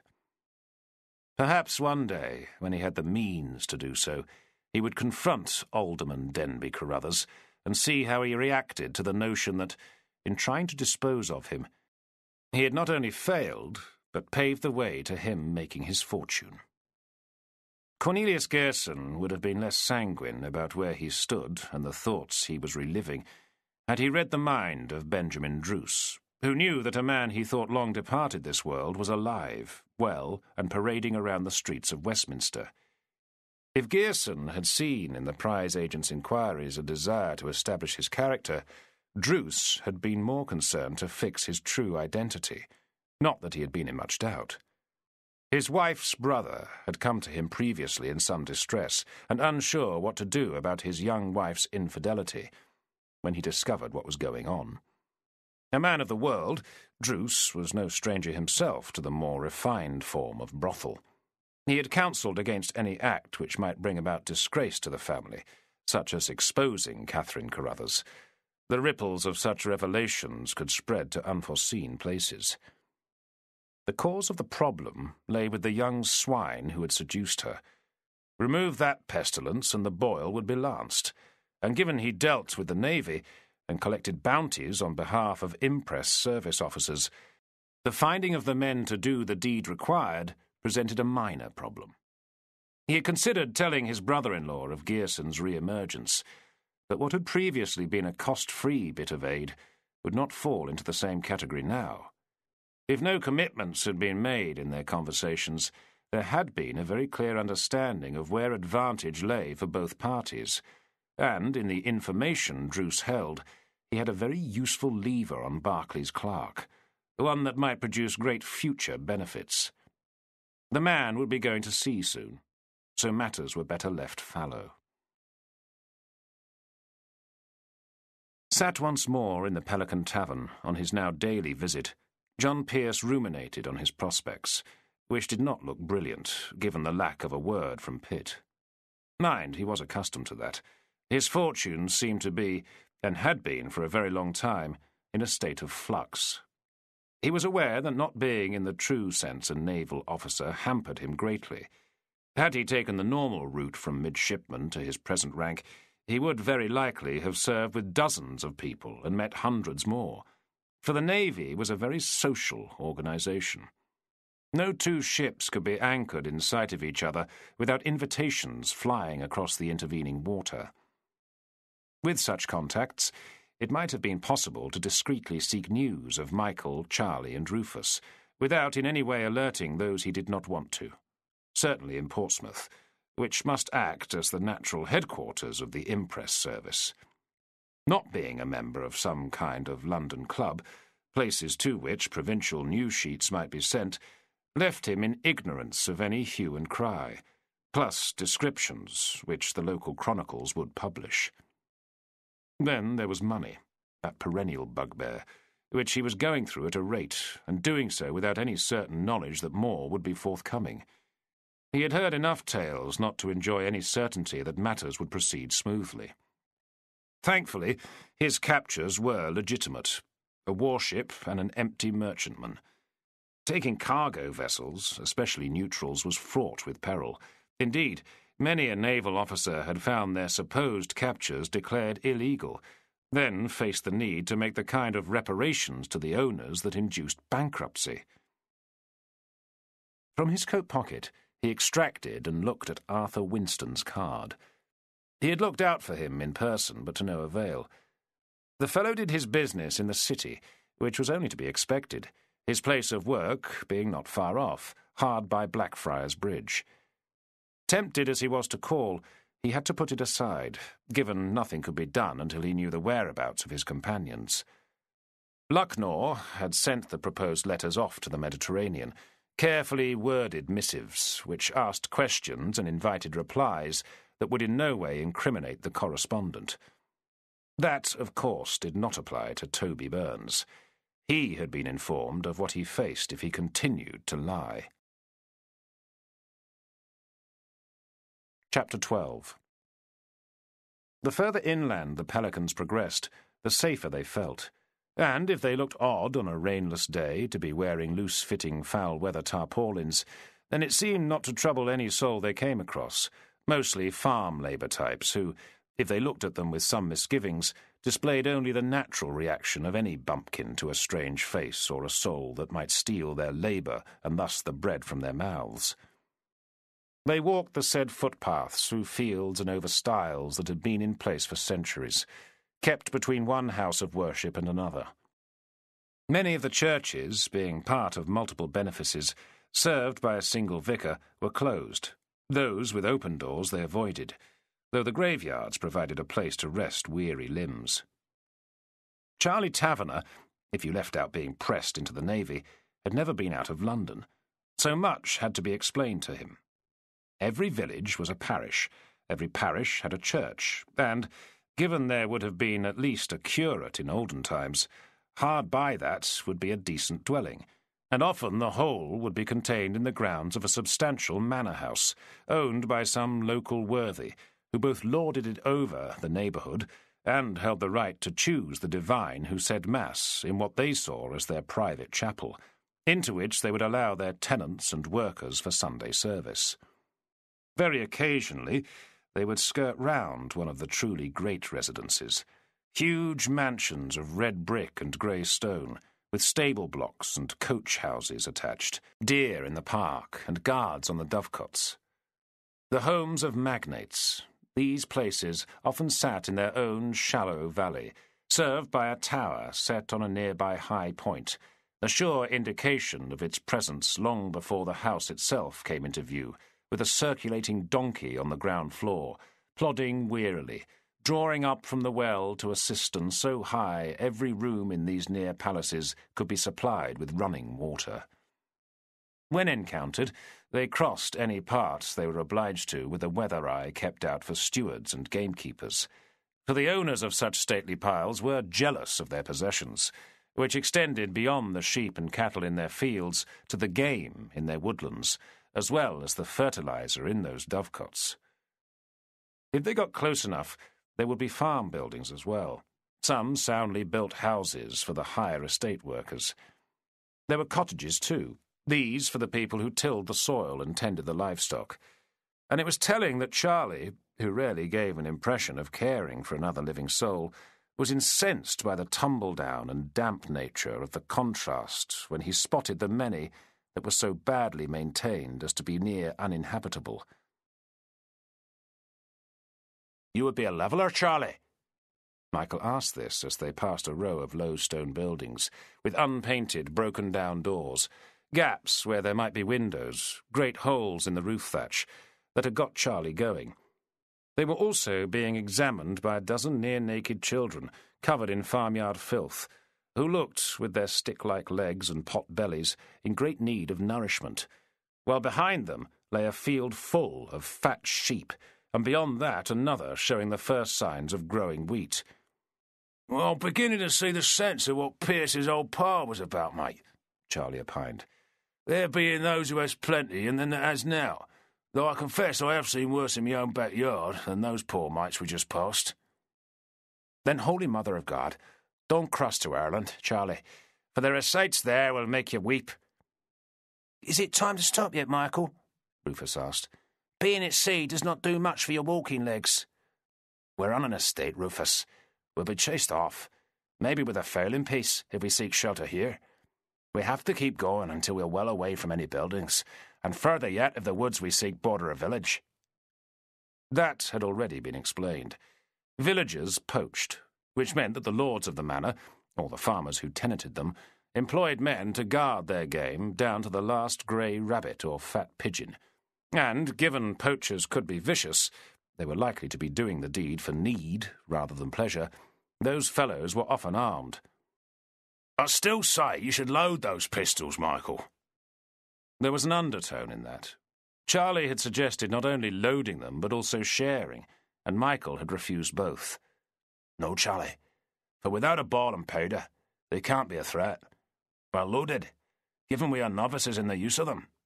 They could see us hung." Walking on, they came to a long, straight roadway, wide enough to take a coach, and, given the numerous ruts, it looked well used.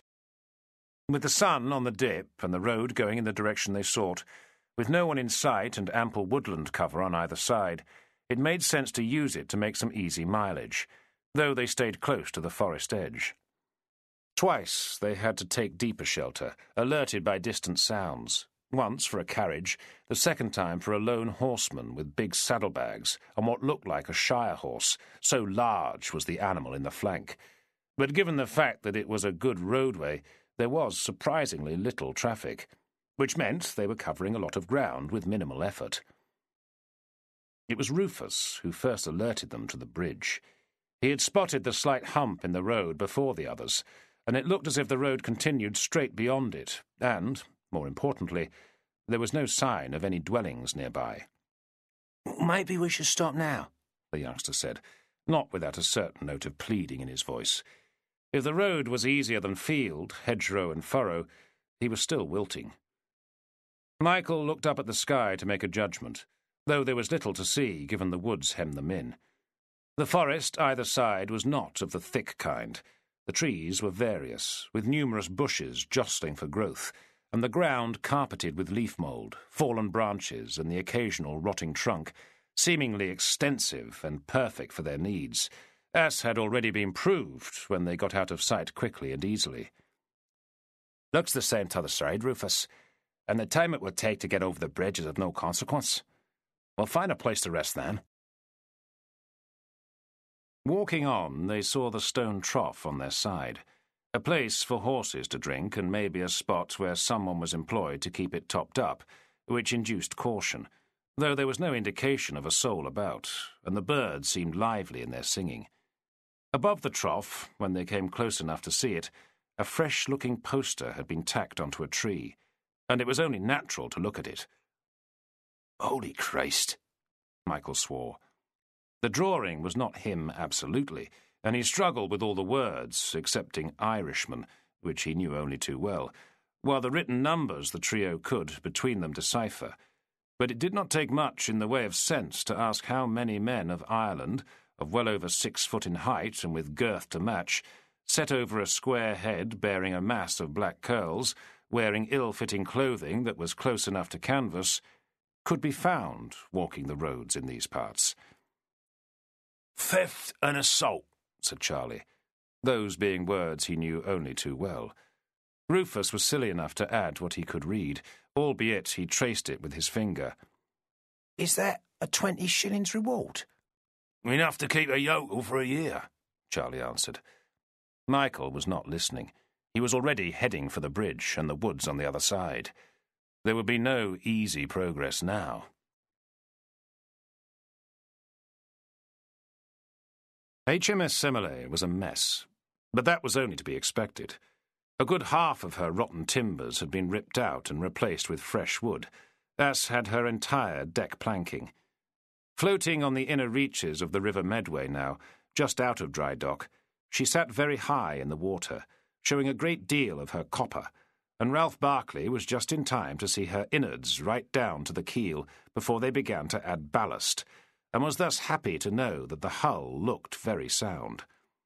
Even with all his years at sea, he had never been in a ship that did not stink of bilge and rot. So it was a pleasant and unusual feeling to tour one which smelt only of freshly hewn wood and caulking tar.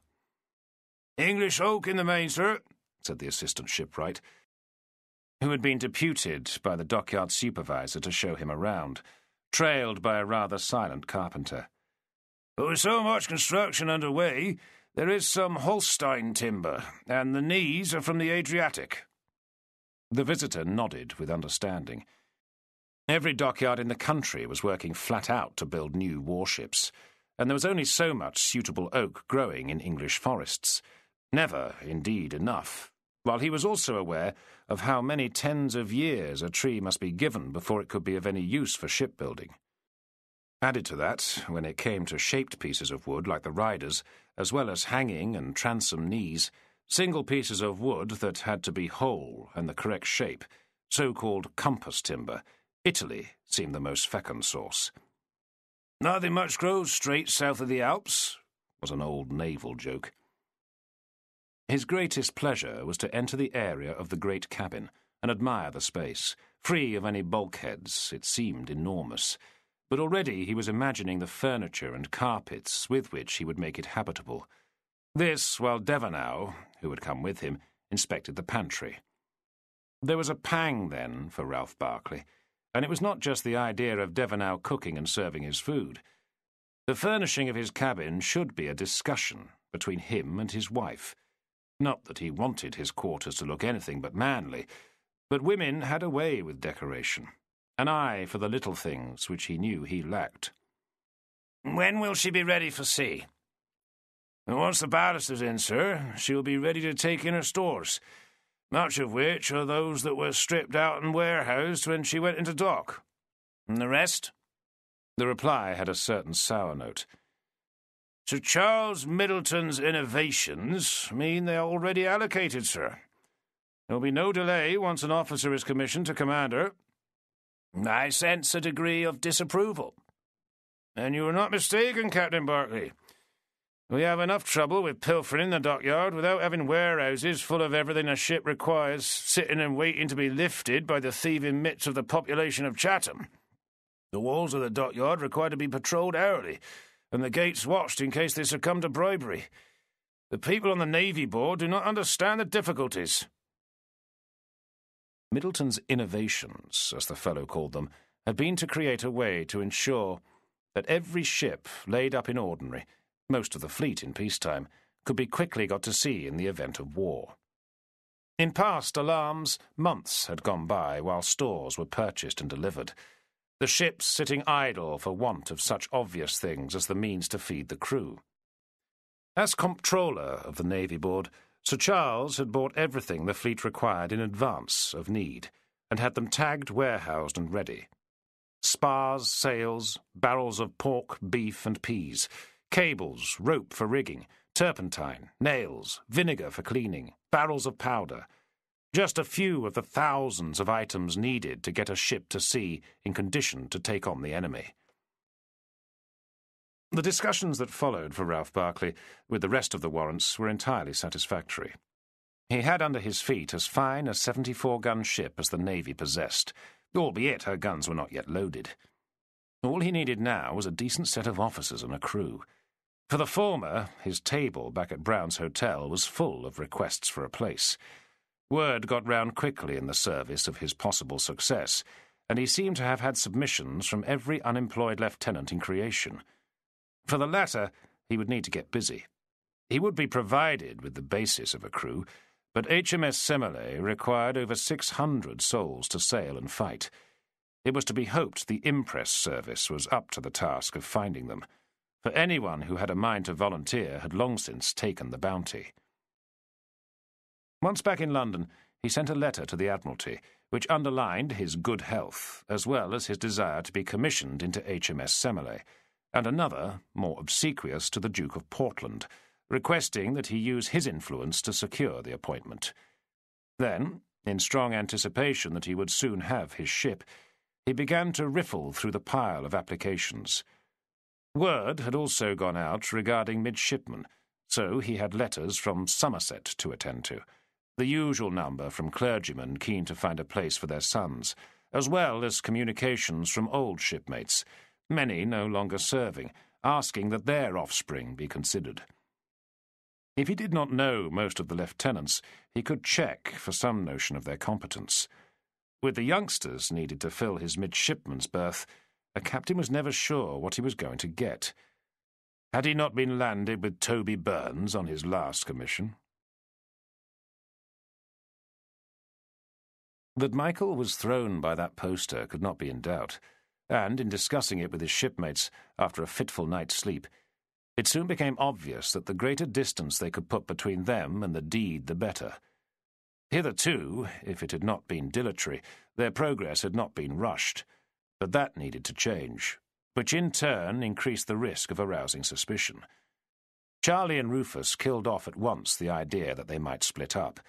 Such a notion did little to lessen the risk to them, while very much increasing it for Michael, though the Irishman wondered if their opinion was as much generated by fear as sympathy. If it came to a fight to get clear of trouble, then he was their best hope. Light and darkness told them they had been 4 days on the road, but that gave them no idea of how far they had travelled and how much further they still had to go. The weather, which had held good for that time and made at least their morning point of travel an easy decision, suddenly changed, and the rain began to fall steadily and continually from a sky full of heavy clouds, which made direction-finding that bit more uncertain. The further they went, the more inhabited and fertile the land seemed.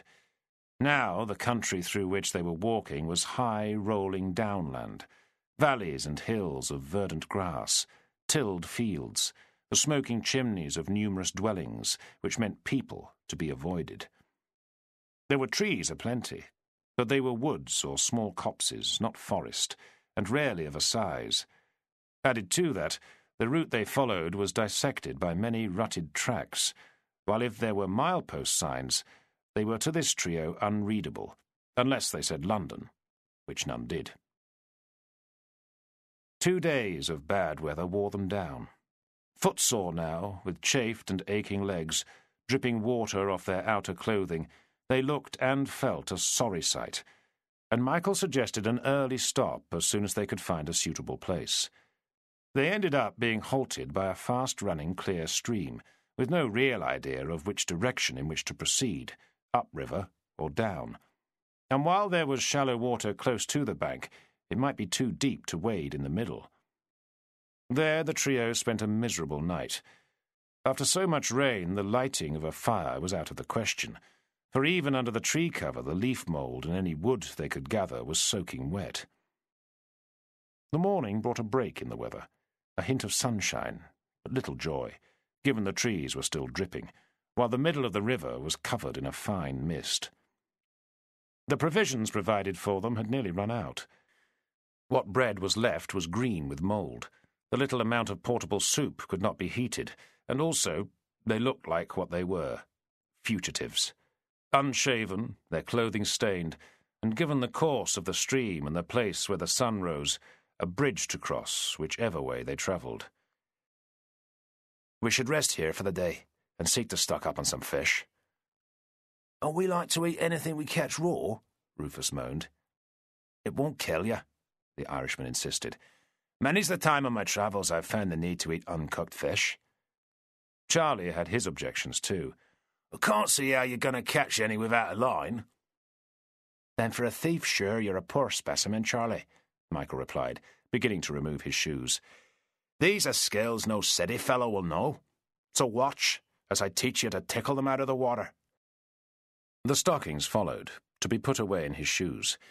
Next he rolled up his trews and his sleeves, waded gently from the edge over the stones until the water was near his knees, and then stood looking for what seemed an age, the pair on the bank watching him.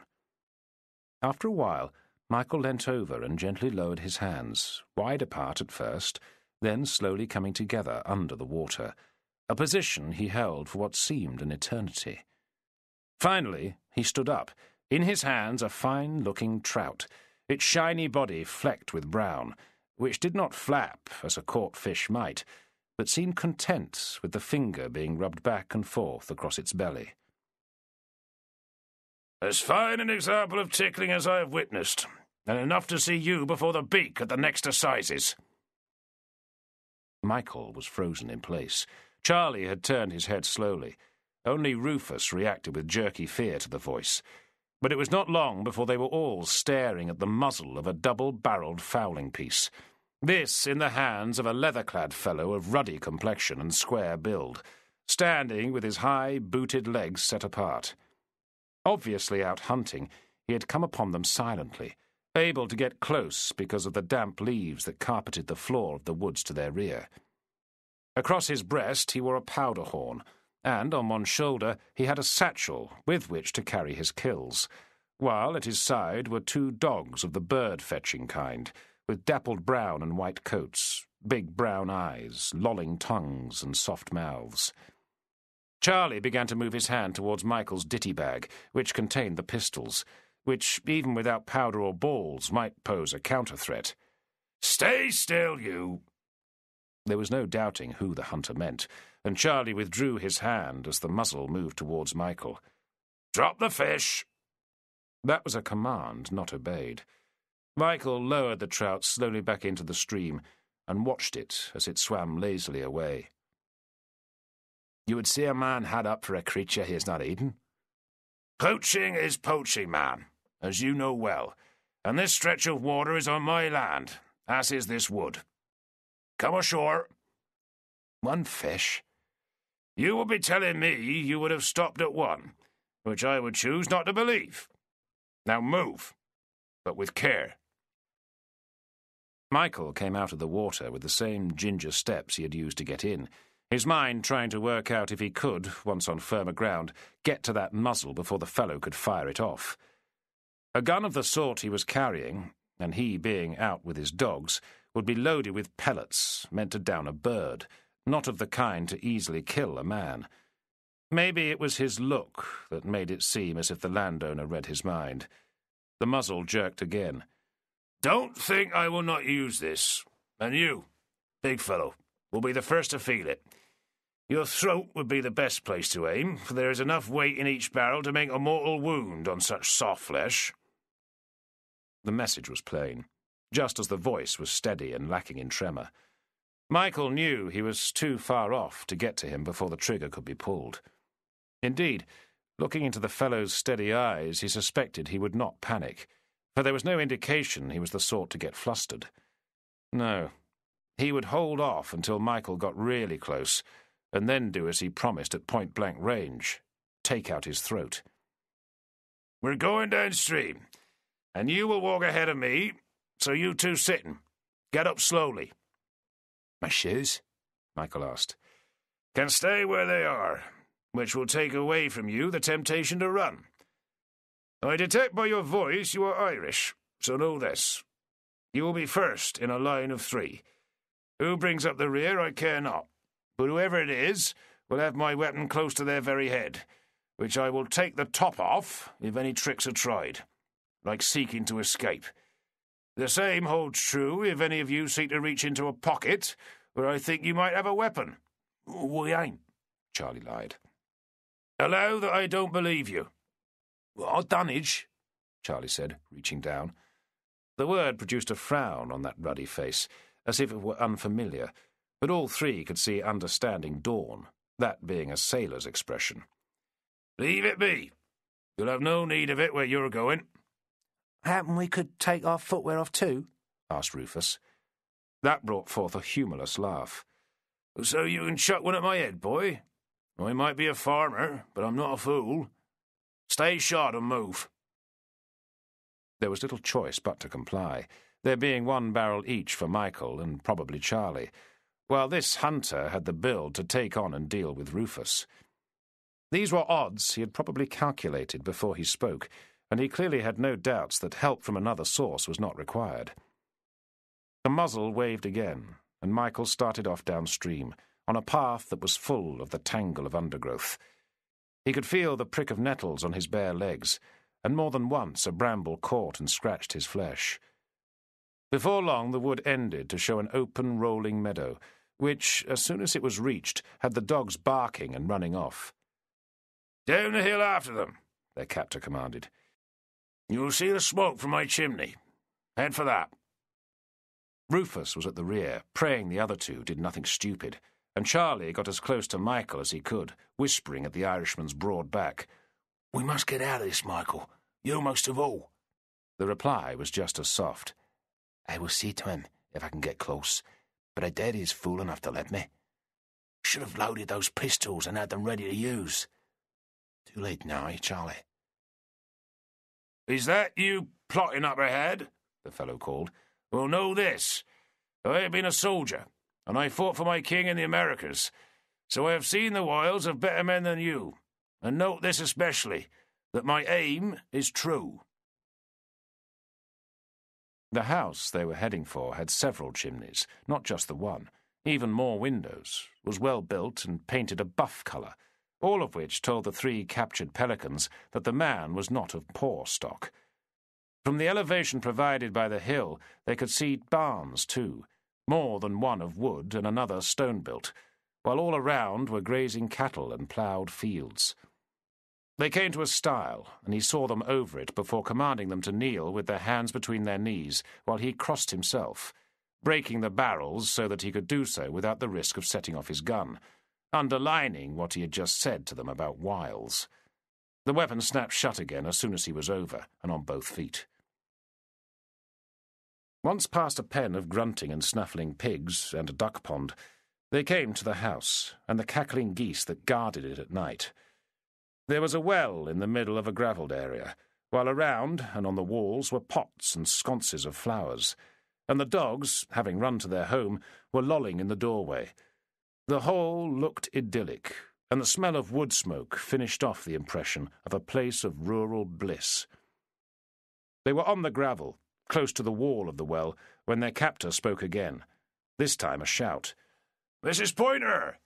I require you to come to my aid and fetch some rope from the barn, for I've caught 3 villains trying to poach our fish.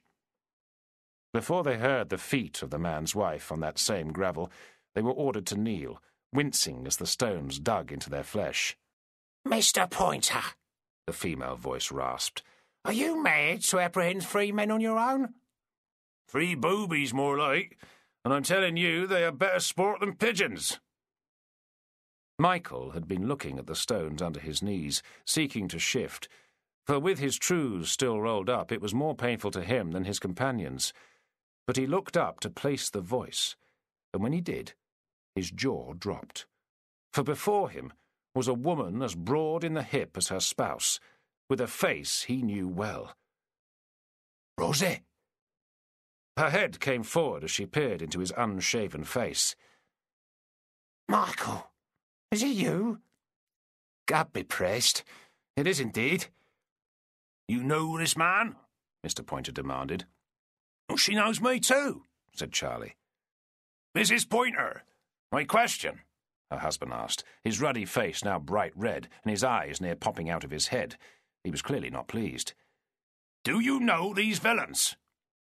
He was irate, but Ample Rosie had never been a shrinking violet, and she had a pair of arms to match her other attributes, while in her previous existence she had never struggled to chastise anyone who she thought took a liberty with her. If her husband's eyes blazed, so did her own, and her voice, when she replied, held not the slightest trace of apology. I do, sir. I demand to know how. Demand, Mr. Pointer? Rosie bellowed, loud enough to have the dogs scurrying away, tails between their legs. You can withdraw your demand, sir, for you do not have the right to make it. I am your husband, madam. Michael, Charlie, she cried. Get off your knees. You too, boy, for I do not know your name. Rufus Dummett, was the soft reply, though it was questionable if it was heard over the farmer's shout. Stay kneeling, damn you, or I'll shoot you down. You will do no such thing, sir. Rosie moved then to stand between the pelicans and her husband, cutting him off from their view, which only underlined her ample dimensions. Put away that weapon, Mr. Pointer, for you do not require it.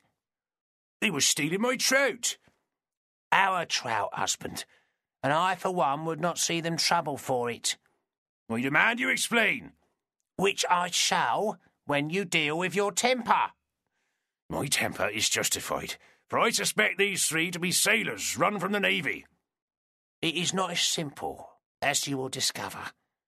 These are pressed men, and I was present when the foul deed was done. Well, that is not a licence to poach from my river. They could not hear what Rosie said then. She moved close to her husband and dropped her voice. But it was not too difficult to work out what it would be, with Michael having the sudden thought that if Rosie was too open, the danger might not decrease, he having lain with her many times. Whatever word she used, it did the trick, for they heard the sound of the barrels breaking once more on the fowling piece, which had them standing up, for it was not a move they were inclined to make while it was ready to fire. Rosie turned round to find all three rubbing their pained knees. What in the name of the Lord Almighty brings you to my door? Sure, Rosie, Michael said, with that big grin she knew so well. It has to be the very same dairy, bless his grace, the one my two companions so mistrust.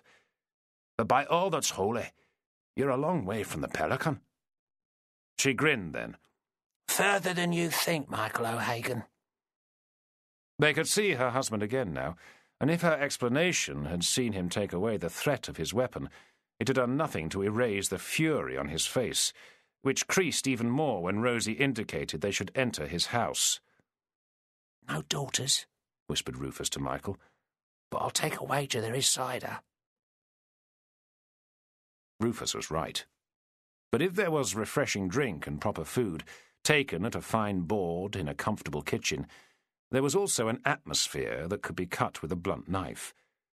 Mr. Pointer was not a happy man, and it was obvious, as he listened to Rosie talk with the pelicans, he was also cocking an ear for the slightest hint of anything that went beyond friendship. Neither Michael nor Charlie could ask if he knew about his wife's previous life. That was a jar of worms best left corked. And at the same time they had to ensure that Rufus, in his innocence, did not let slip anything untoward. It's good to see you so happy, Rosie. Michael wanted to say he had sought her out not a week past, but dare not. He looked around the well-appointed room with a huge hearth big enough to roast an ox, and from which they had earlier been treated to some thick vegetable soup. The bread they were eating was fresh that day. The remains of the stew they were eating was gently bubbling in a suspended pot above the glowing logs. Copper pans hung on hooks from the thick, low oak beams. Blackened but good quality implements for cooking surrounded the fireplace, while through an open door he could see a parlour with fine furniture and an invisible clock that chimed the quarter hour.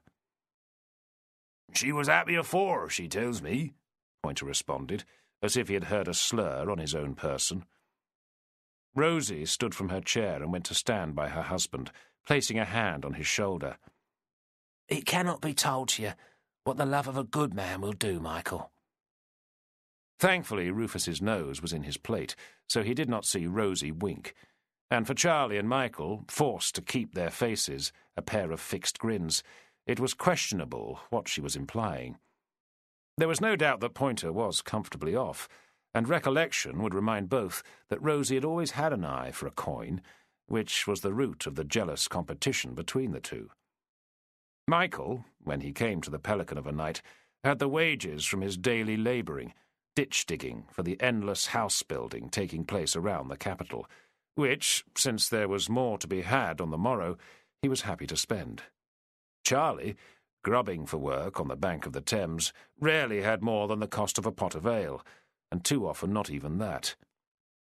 "I will not complain of what went afore," Rosie continued, "but I cannot say it compares with my contentment now, for Mr. Pointer is not only a good man, but a fair one too." That sat ill with the expression on his face. He looked like a hangman might study his coming victim, one who took pleasure in his work. "Now tell us how you came to be in our woods, and what has happened to you this 12 months. That took a long time, and all three taking turns to relate their tale, though it was, of necessity, filleted. There was only a passing mention of John Pearce, but an account of his getting them protections was paramount to putting them in a good light. For what had happened since they last saw Rosie came sadness for Abel Scrivens, whom she remembered, and a bit of a prayer for Ben Walker, whom she did not. Nor was it a wise notion to say why Charlie and Rufus had been resident in the Liberties, while care had to be taken about the nature of Michael. Any mention of what had happened to create that poster they kept to themselves. "So," Charlie concluded, "we need to get back to the Pelican, because that is where the mentioned Lieutenant Pearce will be awaiting us." Michael had spent much time watching Rosie's husband, who had shown no sympathy for the fact that they were wrongly pressed, nor any reaction to the harshness they had lived under as unwilling tars, his only vocal reaction being a snort at the notion of protections. He could be placed by all three Pelicans if they cared to. He was an English yeoman, John Bull to the top of his high boots, a 40-shilling freeholder with a vote, and few feelings for those who lacked his means. End of CD 6. CD 7. They'd all met his type before, a man convinced of the glory of his country and the way it was ruled, who would tell his friends over a pot of ale that the poor were idle, the Irish untrustworthy, the Scots worse, for they added wily cleverness to their guile, and the Welsh mad. The one thing he could not do was tell his wife what was right and wrong. What arguments ensued they were not witness to, having been sent by Rosie to fetch their possessions, but on their return they were promised a good night's sleep in a warm bed, a tub to wash in with hot water, and a mirror with which to shave, some old shirts of Mr. Pointer's to wear, as well as a promise to get them safely to London. Michael O'Hagan's gesture of a pair of fresh-caught and tickled trout for the table was only seen as unwise when he presented the fish to the man who owned them. Chapter 13. For Heinrich Lutchens, broaching the mere name of John Pearce to Emily Berkeley was bad enough, but he suspected he was being asked to play Cupid, and that with a woman for whom he had a very soft spot indeed. Not that he harboured any thoughts that he himself might play the suitor. He was not one of those fellows able to entertain delusions about his own prospects, given he prided himself on having a mind attuned to the vagaries of human nature. Had he not left his profitable practice and gone to sea as a lowly surgeon in order to study his fellow humans in situations of stress, battle, storms, the sheer difficulty of sharing such a confined space with so many others? The volumes of his notes sat on his shelf, awaiting the day when he would be able to sit down and compose a paper on his conclusions. Looking at Emily as she sipped her tea, he wondered if the story were complete. For his ambitions had been met in so many unforeseen ways. Not only had he been able to observe and note the actions of the common seamen and the men who led them, but he had been gifted a group of men so varied in their backgrounds as to appear as a Pandora's box of attitudes. Pearce had, of course, been the most interesting because of his background, but his fellow pressed men and those who saw him as an enemy had been just as rewarding.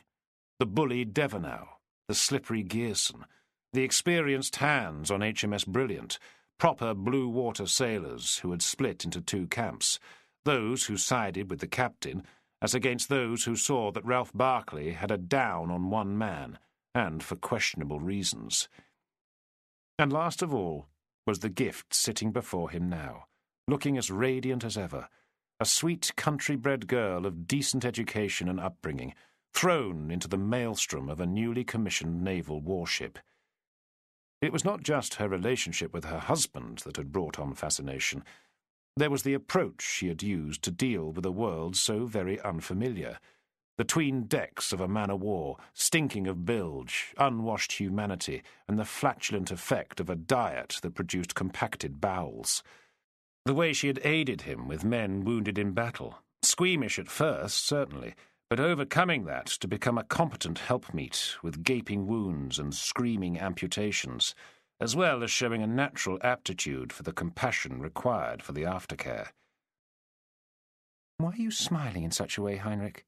Emily asked. "Am I smiling, my dear?"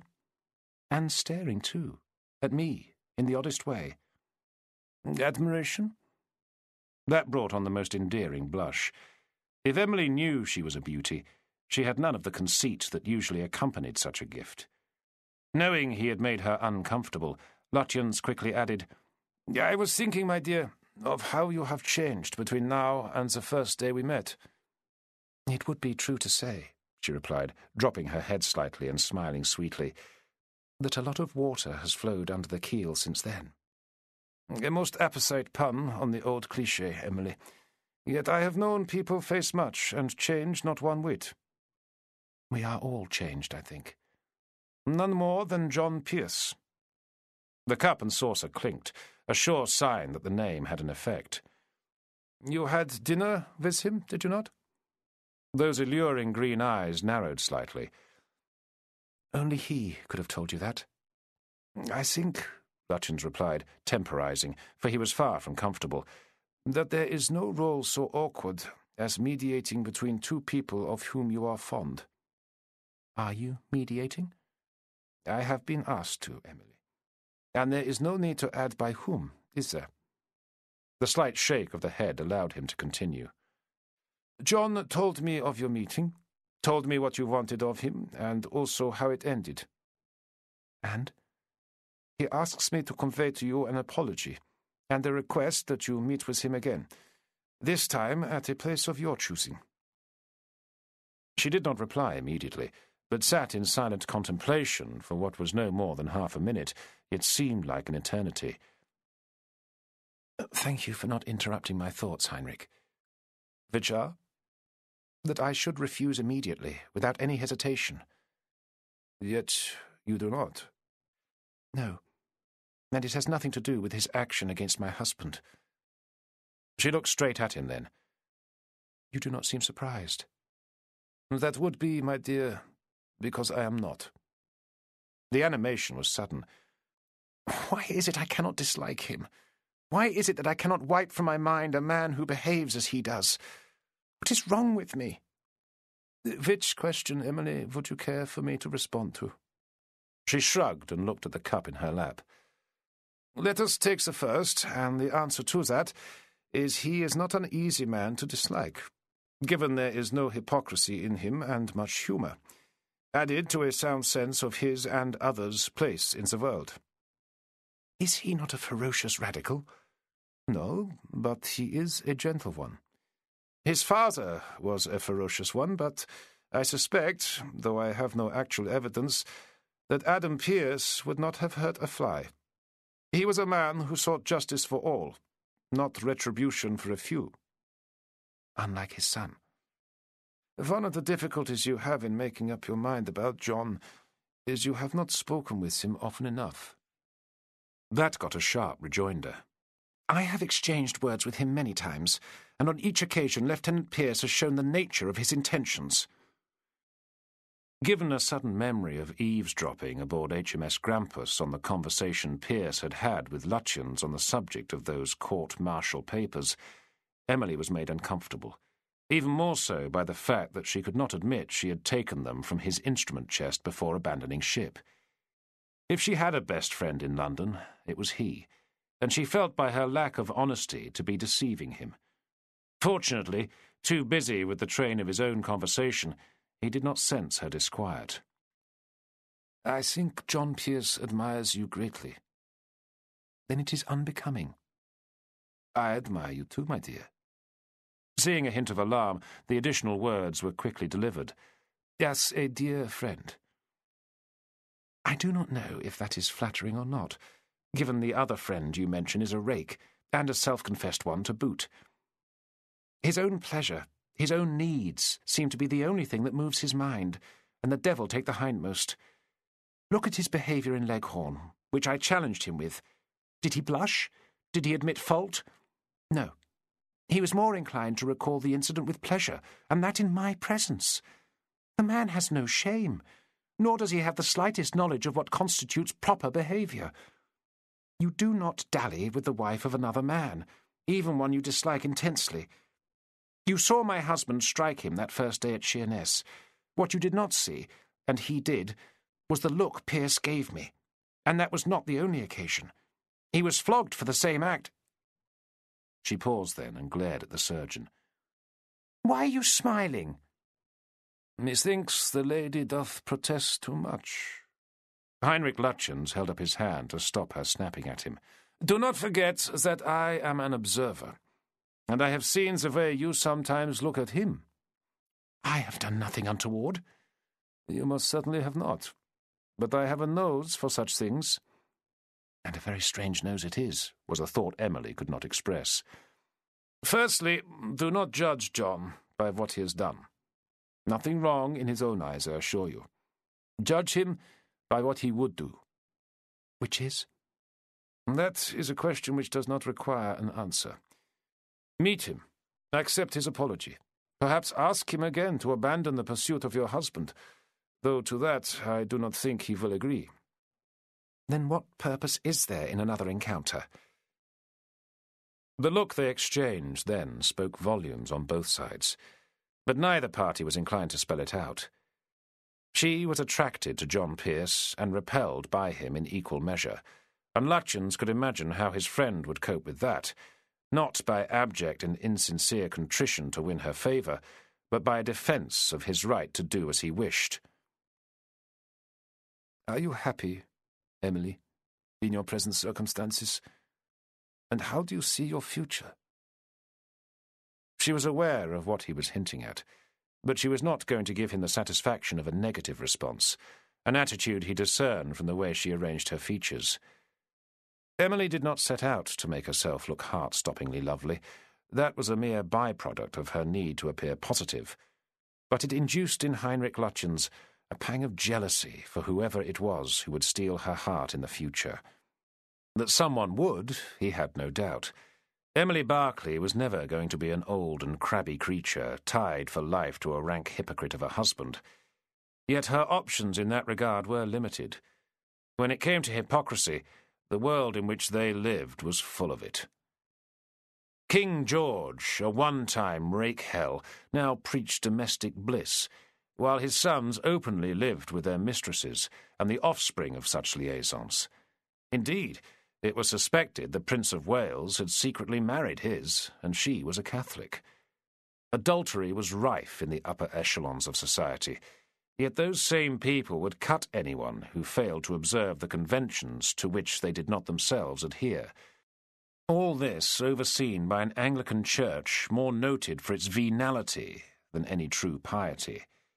Divorce was impossible, while too open an association outside marriage was the route to social death for someone of the stratum to which Emily belonged. She knew all this, but if it troubled her, It was not obvious. Happy? No. Content, yes. And if I can persuade Captain Berkeley to my way of thinking, I will remain in that state. You may meet John here, if you wish. With you present? If that is what you desire. I will leave it to you to arrange, Heinrich. But I do not wish to be alone with that man. As that would be, Lutyens thought, because you do not trust yourself. Ralph Berkeley was not a man much given to mirth, but he was laughing now at a pair of Gilray cartoons he had purchased, one showing William Pitt pissing into the Portland vase, and a second of the said Duke, the owner of that famous piece of antique glassware, pouring those same contents over the First Minister's head. In both, a drunken Henry Dundas, Pitt's claret-soaked political fixer, was shown in an equally unflattering light.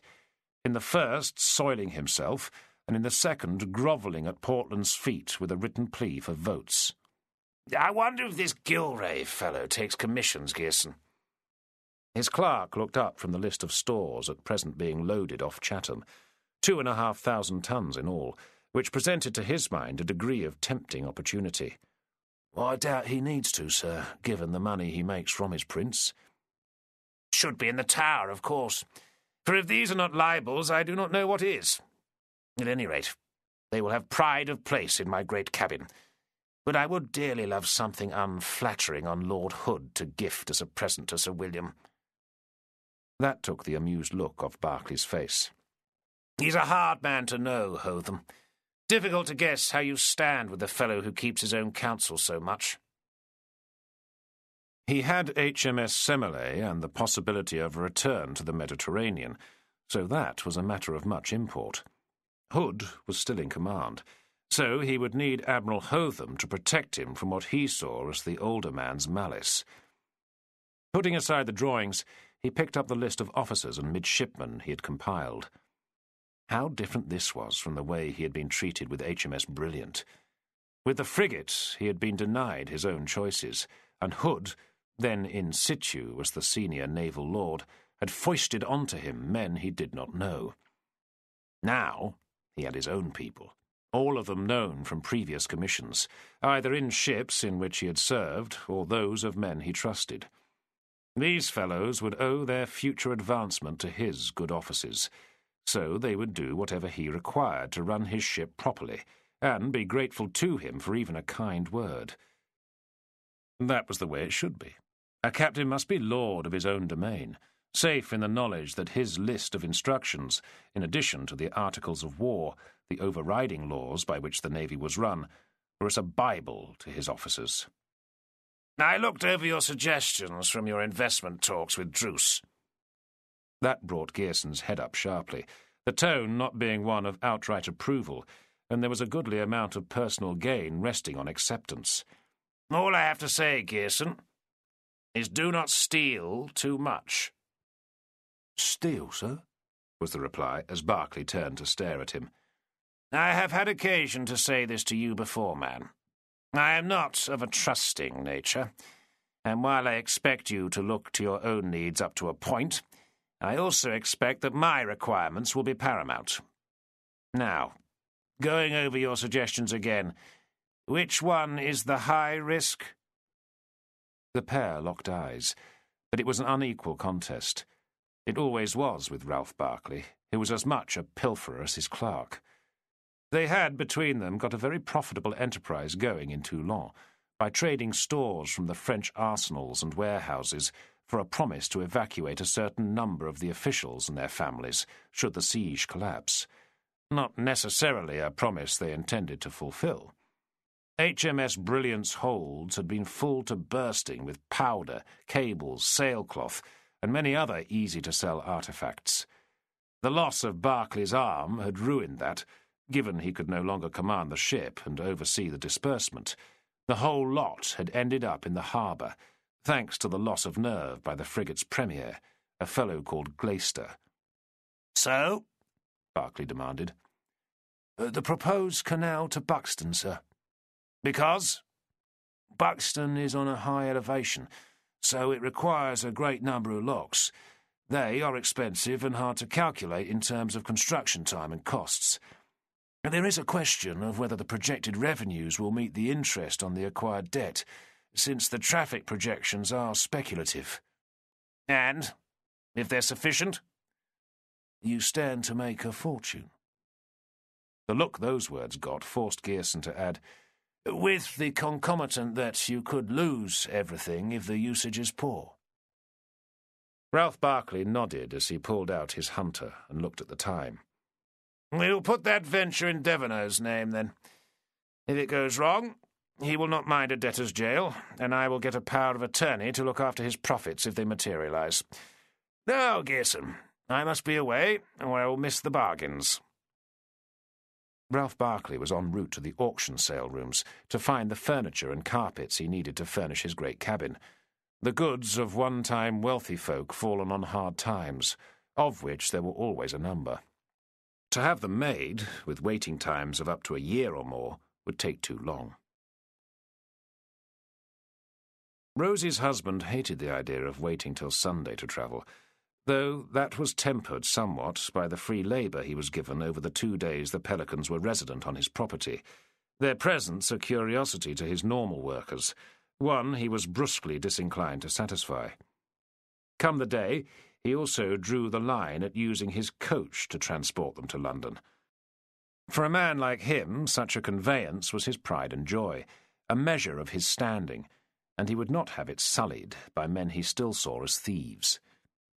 From Rosie, more in hints and winks than words, it seemed the farmer had not told his friends and neighbours of the nature of her previous life, while he would hope none of the upright souls who would wonder why he was not at church on this day had even been in the liberties of the Savoy.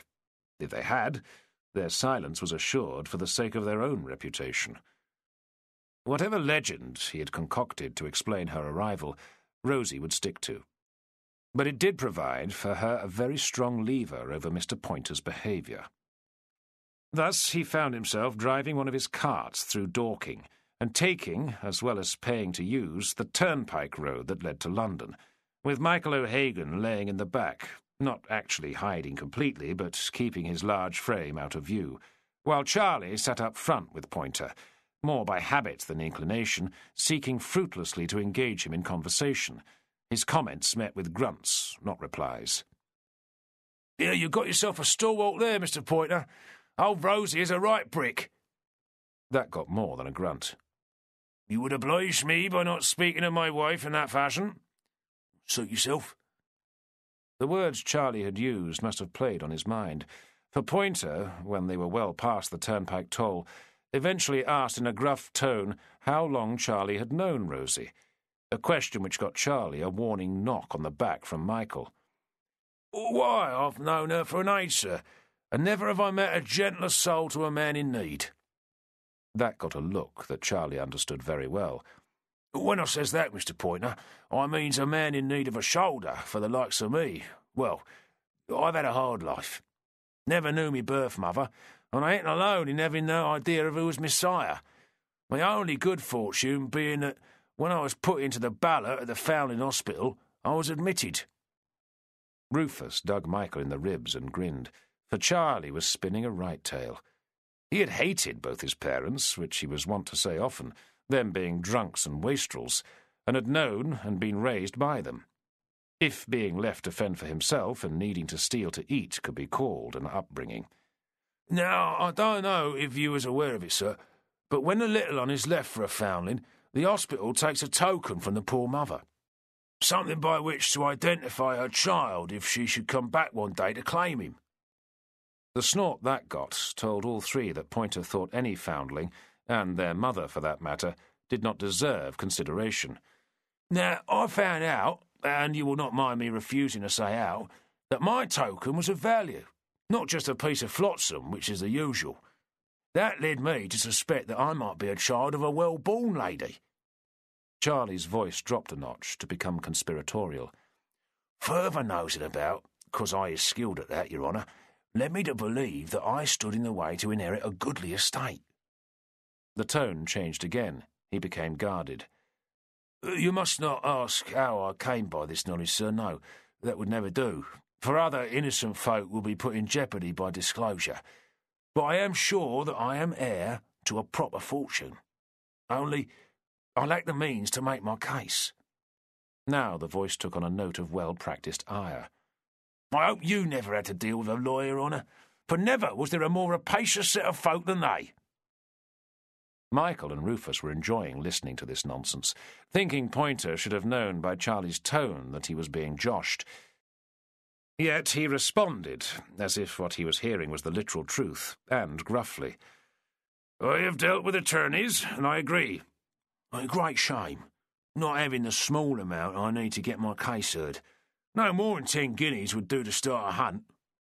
Charlie sighed, as deep and heartfelt as it was false, for this was a tale he had told many times, to fools who had been sucked into belief and a share of this mythical money. "But it is not to be, for the Almighty has never fixed me up with the means. But I got close many a time, but never there. Always short by a head." Rufus was the first to laugh. Both he and Michael had been shaking with silent mirth, and he could not contain himself, and of course that made the Irishman follow suit. Then Charlie could not hold himself back, and his tone was larded with humour as he insisted on the need to keep his hand in. "'Cause," he insisted, "I won't get nowhere depending on you two for fodder." "Spare me this," Pointer barked. "I asked about my wife." It was Michael who answered. "Sure, you must take her for what she is, and I will wager from the look in her eye and the memory of her, Rosie will never give you cause to date her."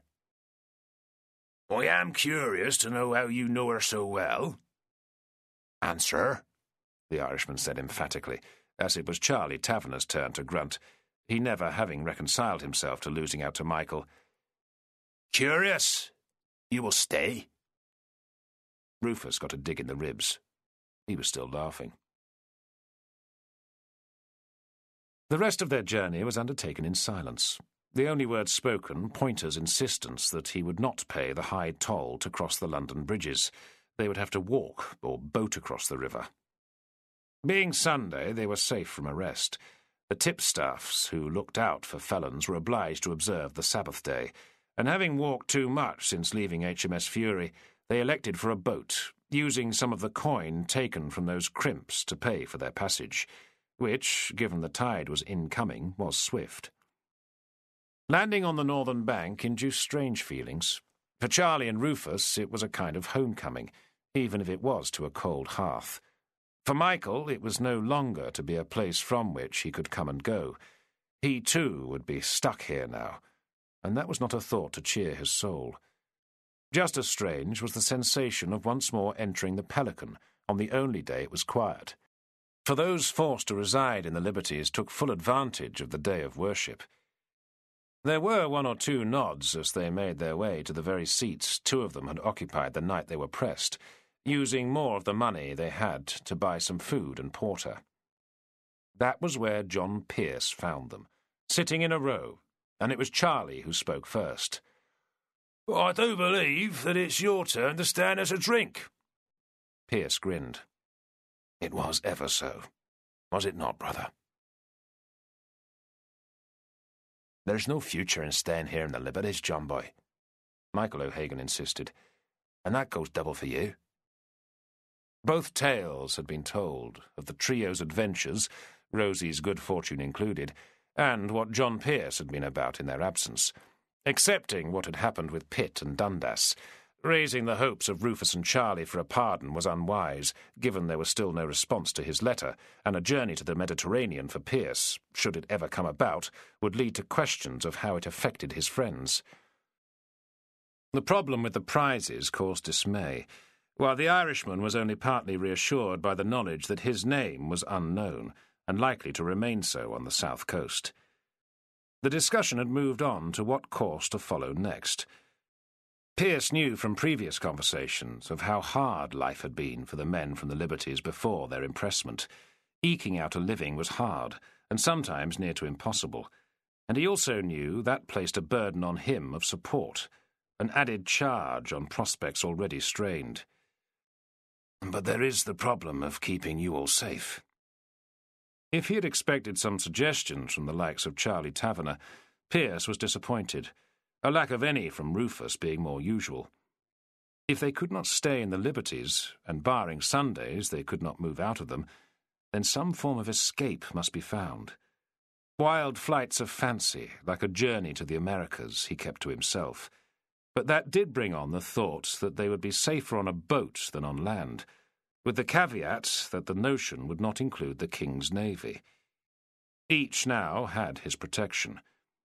Pearce still had Arthur Winston's card, and that might promise two things: a method to get his friends away from the clutches of the law, while also providing him with income. There's a fellow I met that I will go and see on the morrow. Then he looked at Charlie, he being the most likely. You might know him since he uses the Pelican. A man called Arthur Winston? That got a negative shake from all three. Well, he knows you, Michael. Big bugger like you is hard to miss, Charlie responded, smiling. Michael's answer was equally good-humoured.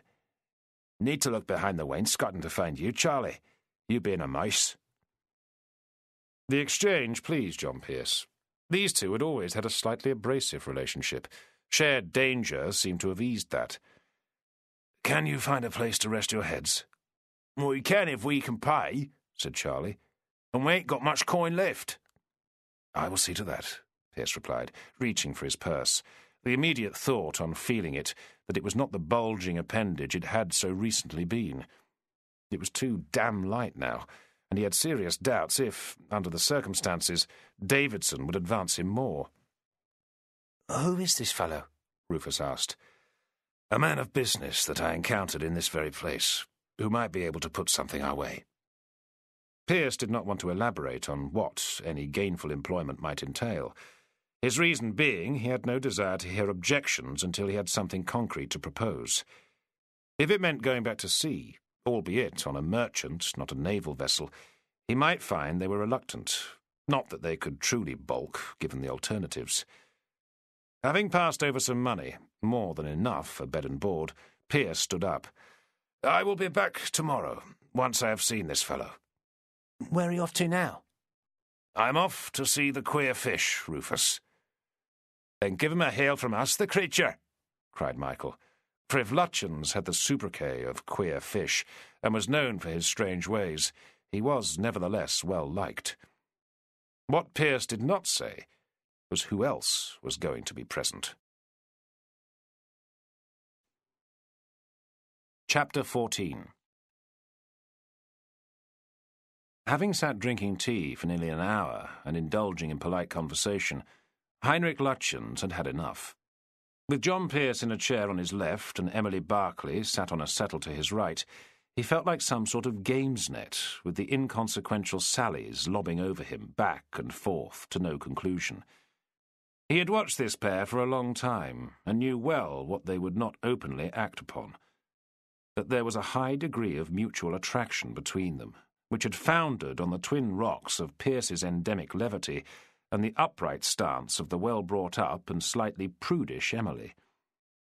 John had apologised for his previous behaviour, which got a nodded acceptance. Talking since then, the avoidance of anything contentious could have been amusing, if it had not been so fraught with a fear of a gaffe by either party. Thus any mention of acts or places in which they had both been involved, like being on board HMS Brilliant, the events off Brittany, or the siege of Toulon, or people that might spark a disagreement, brought on sharp changes of subject. The problem was compounded by a lack of directness from John Pearce, to Lutchens his most endearing trait. He was behaving like the worst kind of supplicant bumpkin, fearful when he spoke lest anything he said should give rise to dispute or engender a low opinion. If anything, the atmosphere and mode of conversation suited Emily more than he. This was a game she had played many times in her life as a growing girl of some beauty, attractive to a reasonable list of local suitors who had come to take tea in her parlour and pay her court, with the surgeon deputing for the parents, who had many times overseen such visits and ensured proprieties were observed. The only thing which had kept him amused and that was an imagining, rapidly running out of steam, was the vision of Ralph Barclay in such a setting.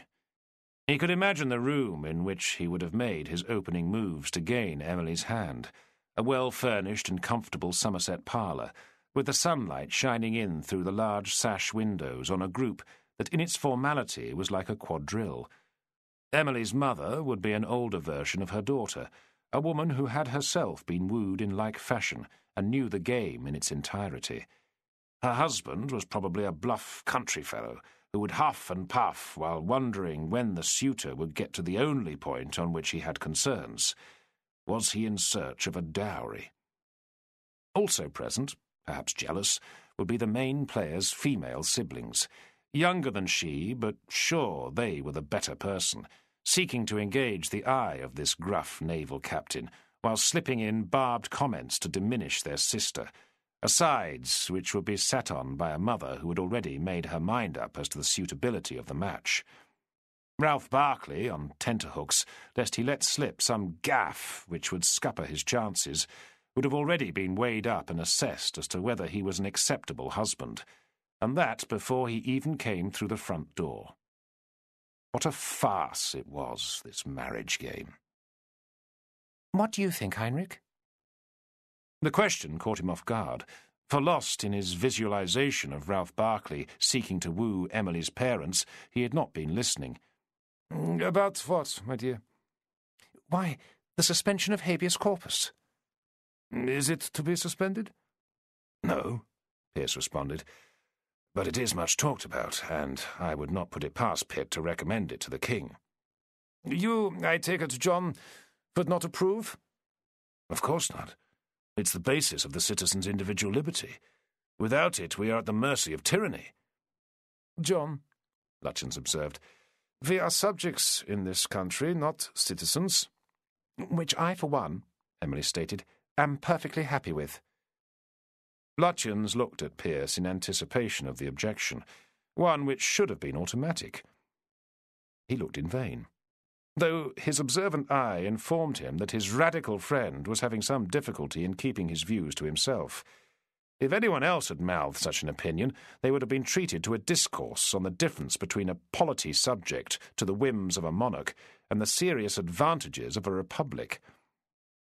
Everyone is, of course, entitled to their own view. Damn it, John! Say what you believe and stop this pussyfooting around. Because of the unbecoming language, that demand got Lutyens a look of shock from Emily, and one of surprise from Pearce, who knew the surgeon to be a man who rarely swore, even in exclusively male company. Forgive me, both of you, he continued, but I cannot bear this sparring.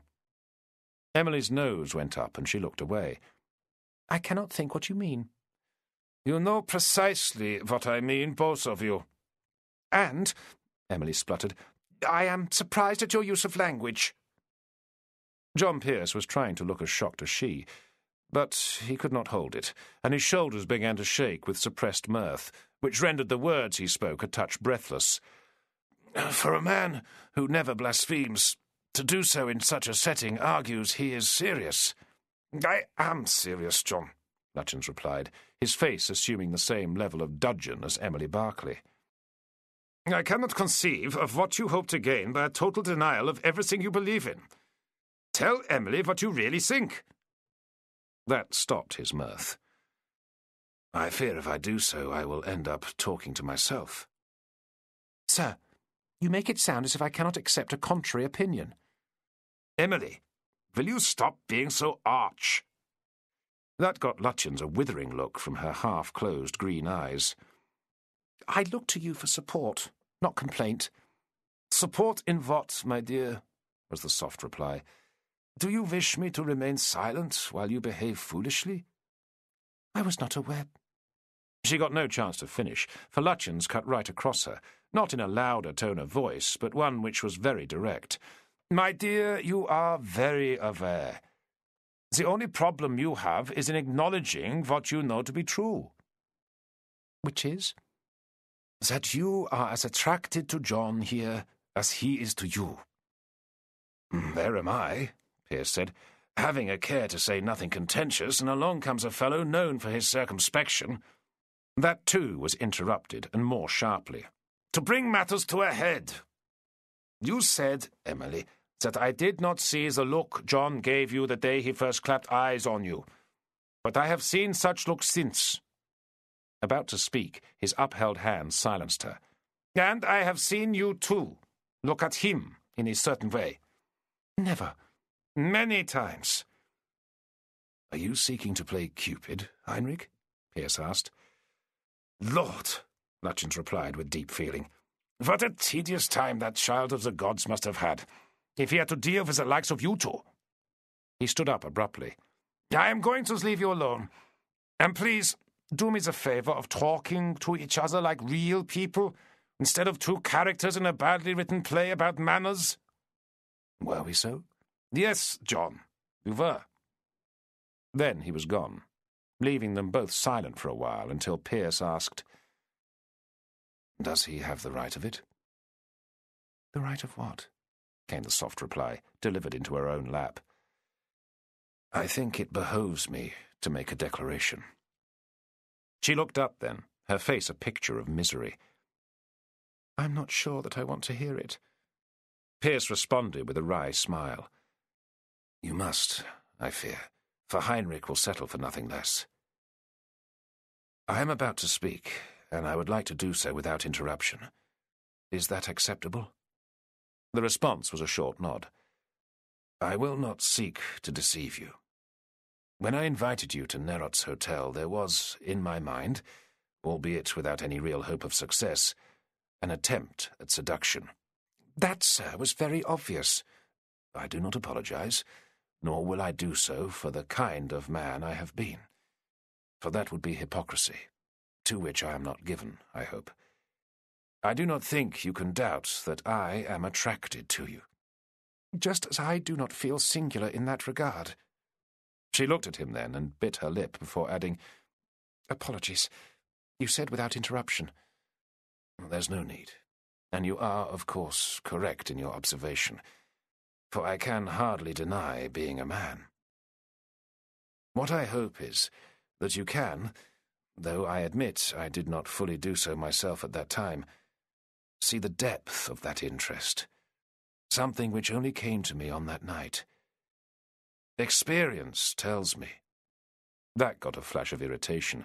It was his experience that damned him in her eyes, and he was forced to repeat himself. Experience tells me that the upset I caused you was not because I had insulted you by my actions, but that you feared what might occur if you stayed.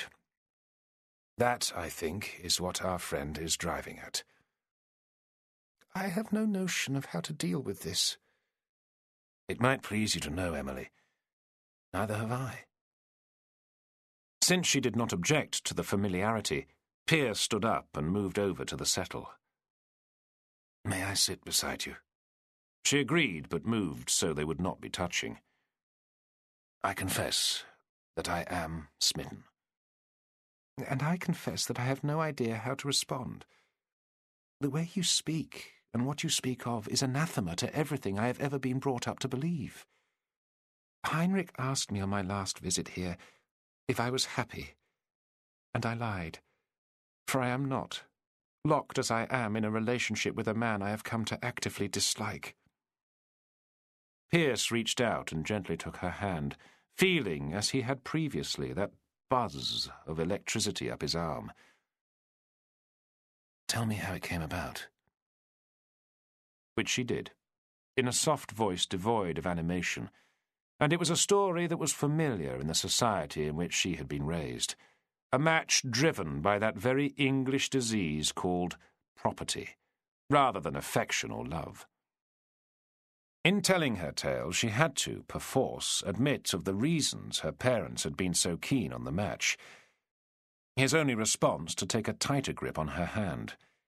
A few gentle inquiries led Emily on to a more open explanation of her previous life, as well as the attributes she had seen in her husband, which she now knew to be drawbacks, with an admission that the cause of her lack of discernment came from being too provincial. For you, John Pearce, have seen much of the world.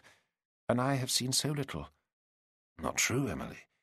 You have seen more than most, and I am obliged to tell you that you have seen it with rare clarity. Your bravery, for instance, astounds me." "I do not think of myself as brave."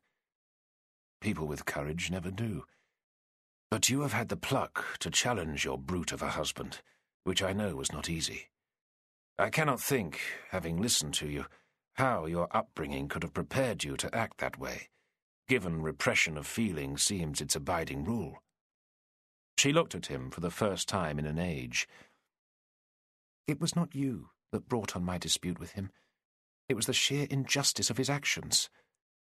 "For which I will happily settle." "Did you think it was for you?" Pearce laughed gently. "I have, as you know, a degree of conceit, but not even I thought you were acting solely on my behalf. Yet I did hope you might have done so. And the real question is, Emily, if that act were repeated, would it be for me now?" "I am in a state of utter confusion, so I cannot tell you." "Which is only to be expected." "No, I should know my mind. I should know what it is I want, and what I am prepared to do to get it." "That flies in the face of the human condition. As creatures, we are all confused, with so many varied pressures pulling on our emotions. It does not do for you to berate yourself." John Pearce was in a quandary. He had on the tip of his tongue words that would explain the solution to Emily's dilemma, yet he was also unsure if it would be wise to employ them. He wanted to tell her about Amélie Labaudière, high-born, beautiful, and married, with whom he had enjoyed a wonderful affair in Paris. Tell her of how a Frenchwoman would have approached her problem, really with indifference. In France, the fact that she despised her husband would have raised not a single eyebrow, nor would his indifference to their liaison, given that he had his own mistress. Given mutual attraction, as Heinrich had termed it, there would have been no doubt as to which way matters would have proceeded. It was, he knew, not so very different in London, if you took account of the behaviour of the upper social orders. Had he not enjoyed a brief fling with Lady Annabel Fitzgerald just after receiving his commission? It was the attitude of her middling class which prevented Emily from moving naturally on to the next stage of their relationship, and Pearce feared to be too open in broaching that such a conclusion, such intimacy, was inevitable if they were to remain in each other's company for any length of time. And in thinking on that, he wondered how that, with all the other problems he faced, was going to be achieved. Lost in his own thoughts, Pearce had failed to see the tears that began to well in her eyes, and she had gone quite rigid in an attempt to prevent them. It was only when a very suppressed sob escaped her lips that he became aware, and that, sad as it was, it allowed him to pull her gently towards him and put his arms around her shoulder, feeling, as her body came into contact with his, the jerking of her dismay. Pearce could smell her, not her scent, but the actual musk of her body, and that produced in him an unbearable depth of desire, one which, with any other woman, he would have turned into action. Yet he could not, and it was fear that stopped him. Fear of acting too swiftly, fear of giving offence. As an emotion, one which was entirely novel to him. "It is such a sin," she sobbed. "What is?" "To contemplate loving a man other than my husband." "I am happy that you can contemplate such a thing, Emily, but it is far from a sin, and also it is far from uncommon." Those words, too, had required restraint. How can anyone term tender feelings for another a sin? "It is in the eyes of God." Dry your tears, and imagine that God cannot see you. "He sees everything." Pearce sighed, for in saying those words Emily had informed him of the height of the hurdles he had to overcome. She had been brought up in awe of a doctrine in which he did not believe, and for a short period he was back with his father, listening to him as he ticked off his objections to the teachings of the Church, the calm way they were expressed rendering them absurd. God made the world in 6 days, and rested on the 7th. He also made man and woman. His own son was the product of a virgin birth, created by a visiting angel to a woman who was married. What about poor Joseph? Had he been debarred by divine instruction from consummating his marriage? Death and resurrection and a holy trinity of three beings in one were what the worshippers were supposed to believe, never seeing or suffering from the outrageous venality of those who were supposed to carry out his ministry. "What if he does not?" Pearce asked in a soft voice. She raised her head off his shoulder and looked at him with reddened eyes. "To even contemplate such a thing is blasphemy." "I wish, Emily, you had met my father. Surely the most Christian man I have ever known, yet one who did not believe in God." Seeing the look of shock, he continued quickly, "Yet he believed in his fellow man, often when the evidence before him flew in the face of that belief." Pearce smiled again. "It will not surprise you to know we disputed long and often on that." "You, I think, were born to dispute." "I am forced to ask you, Emily, having got as far as we have this night, what you see happening next." "I do not know." That was, of course, obfuscation. Emily Barclay might have been raised in circumstances of rigid propriety, but like everyone else on the planet, she knew what the alternative was. Given even rural Somerset could not be entirely bereft of scandal. But the step at which John Pearce hinted was, for her, a leap into a sort of hell. "You do know the sole question is whether you accept that what should happen will." "You are too direct, sir." "I think by now I might be John, not sir. And someone has to be, as our good friend so recently observed." "I need time." If there were 3 words I feared, it was those. "You cannot expect me to—" That was a sentence she could not finish. To even acknowledge what Pearce was driving at was beyond the limit of what she was prepared to say. "Of course not." His reply was full of an understanding he was not sure he felt. Yet to push now would be to create a barrier, not remove one. And she did need time.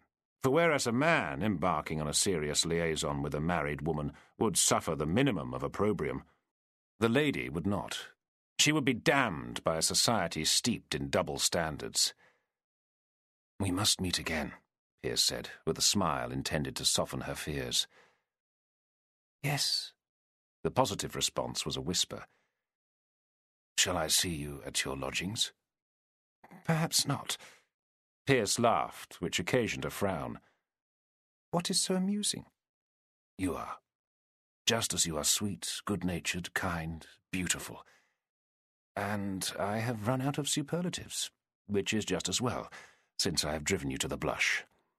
Her face was indeed suffused.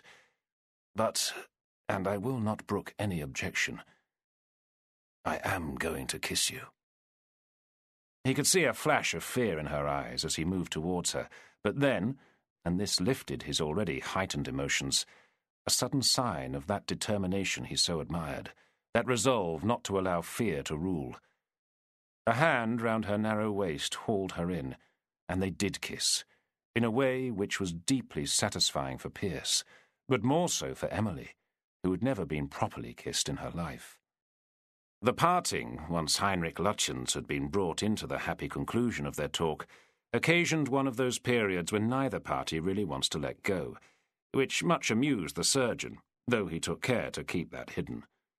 When Pearce finally left with a promise to meet upon the morrow, he and Emily were left alone. "Am I doing the right thing?" she asked. "All I can say, my dear, is that you must do that which will make you happy." "Is happiness possible?" The reply was typical of the man. "Not without a concomitant degree of misery, my dear. The two go hand in hand." "Even if it were possible, my husband would never release me." "In that, I think you are correct." That induced tears again, for Emily Barclay lived in a world where divorce was near to impossible for a man, and doubly so for a woman. Chapter 15. Pearce was up bright and early to visit Arthur Winston, pleased to find the fellow was not as dilatory as those who staffed the offices of the Crown. Indeed, the bustle of the city was reassuring. Not for the inhabitants of this place a 10 o'clock attendance on their tasks. On being admitted to Winston's chambers, a busy apiary of small offices staffed by men all engaged in various commodity trades.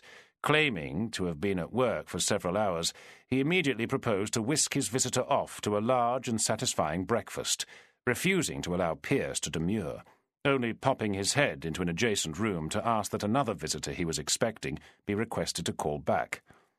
"Tell him I will send word of a convenient time. Now come, let us eat, for I am hollow." His description of the breakfast, of John Dory fillets followed by a pair of mutton chops, the whole washed down with a robust claret, was not mistaken, and the first question, once they were settled at their board in a tavern crowded with like souls, was an obvious one. "My friends are safe, if you can call being confined in the Liberties such a thing." "Protections?"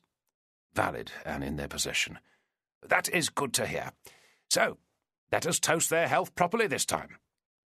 Goblets raised, they both drank deeply. "And how proceeds your case against Captain Berkeley, Lieutenant? Or should I say, given your coat is no longer blue, Mr. Pearce?" "I fear you had the right of it when you alluded to the difficulties. And as for the costs, well, I have no idea where they are to come from. That is, if the man I have engaged to prepare the plea has provided an accurate figure of what they might amount to." That statement led to an inquiry as to the state of his prizes, the answer to which had Winston frowning. "The law is well termed an ass, sir, be it in an Admiralty court or the King's Bench." That name, and the confident way it was used, made Pearce stiffen. The latter court was the highest in the land when it came to common law, and the one which had, at the bidding of William Pitt, or more precisely his friend Henry Dundas, issued the summons against him and his father, a threat so serious there was no option but to flee abroad. Too often the King's Bench was an instrument of state power rather than justice. Winston noticed his reaction. He could hardly fail to, and his face showed concern as well as a degree of embarrassment, which led to an apologetic explanation. "Your name, Mr. Pearce, rang a bell, but not, I admit, until I was well on my way home, and saw it perhaps as a coincidence that you were in the Pelican on that very night, when you were quite open about not being a regular visitor. I hope it does not offend you that I made a few inquiries, only to find out you had misled me. Not, I hasten to add, that you did not have the right." Pearce was not entirely mollified. "Even when I declined your offer of employment?" "I confess to having too much curiosity for my own well-being. But I would, in my defence, add that, as a man of business, intelligence is all when it comes to ensuring profit. I seek out information often without any idea as to its use. Yet I cannot tell you how many times such idle digging has inadvertently aided me in my affairs. I would also hazard that I am about to be rewarded. You have not sought me out for the sheer love of my company. So, what I glean from my burrowing may well have a bearing. Is that not so?" This produced a delicate moment. Pearce had come here to seek some way of making money, or at least halting the decline in his expenditure. It was also the case that, with his friends dependent on his charity, if they could be included in some form of paid work, they would be less of a burden. Winston had mentioned the need for a man to command a trading ship. What better place than a merchant vessel for a trio with protections from impressment to be safe from the other threat to their liberty, the common law? The problem was one of openness. To tell all was to diminish his ability to negotiate both a decent return for his services and his chance to gain work which would include them. The question of his own competence worried him less. He had briefly commanded a ship of war, and that was a much harder task than some lumbering trading vessel ploughing the waters of the North Sea, with the coast in view and just enough of a crew to handle the sails. "Let us leave that aside for a moment," Winston said, which indicated to John Pearce he had hesitated too long in replying to the previous question. "We will return to your perjury case. You mentioned the costs, so I assume they are not insignificant?" "Cost and time, sir," Pearce replied, going on, while he chewed on his mutton chop, to detail the need for letters to fly back and forth to the Mediterranean, without, of course, mentioning any hopes, very diminished in truth, for any proposition from William Pitt that might take him there. And time, on its own, is an expense, for you must pay lawyers even when nothing is happening. You have smoked the problem, Mr. Winston. A warm and expansive gesture was followed by Winston's proffered hand. Please, sir, my given name is Arthur, and once I have taken breakfast with a man, it ill behoves me to maintain any reserve. If you will allow it, I will call you John from henceforth. Pearce took the hand and shook it. Please do. Now, John, let me sum up what you are not saying.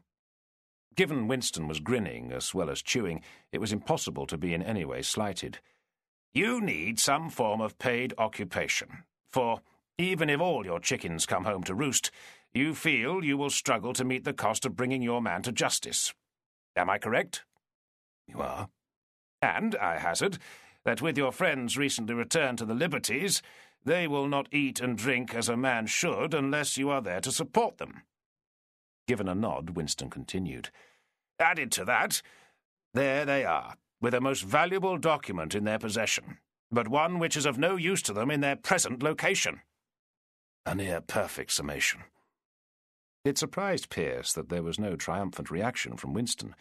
Indeed, he went very quiet and pensive, eating slowly, not looking at his fellow diner but at his plate. Eventually he did speak, but only to say he was thinking on a particular problem, which left John Pearce to concentrate on his own food, while catching snatches of the conversation going on around him, discussions on the price of sugar and other tradable commodities, and the rising insurance rates, with more than one damnation of the King's Navy for the way French privateers seemed able to operate with impunity. End of CD 7.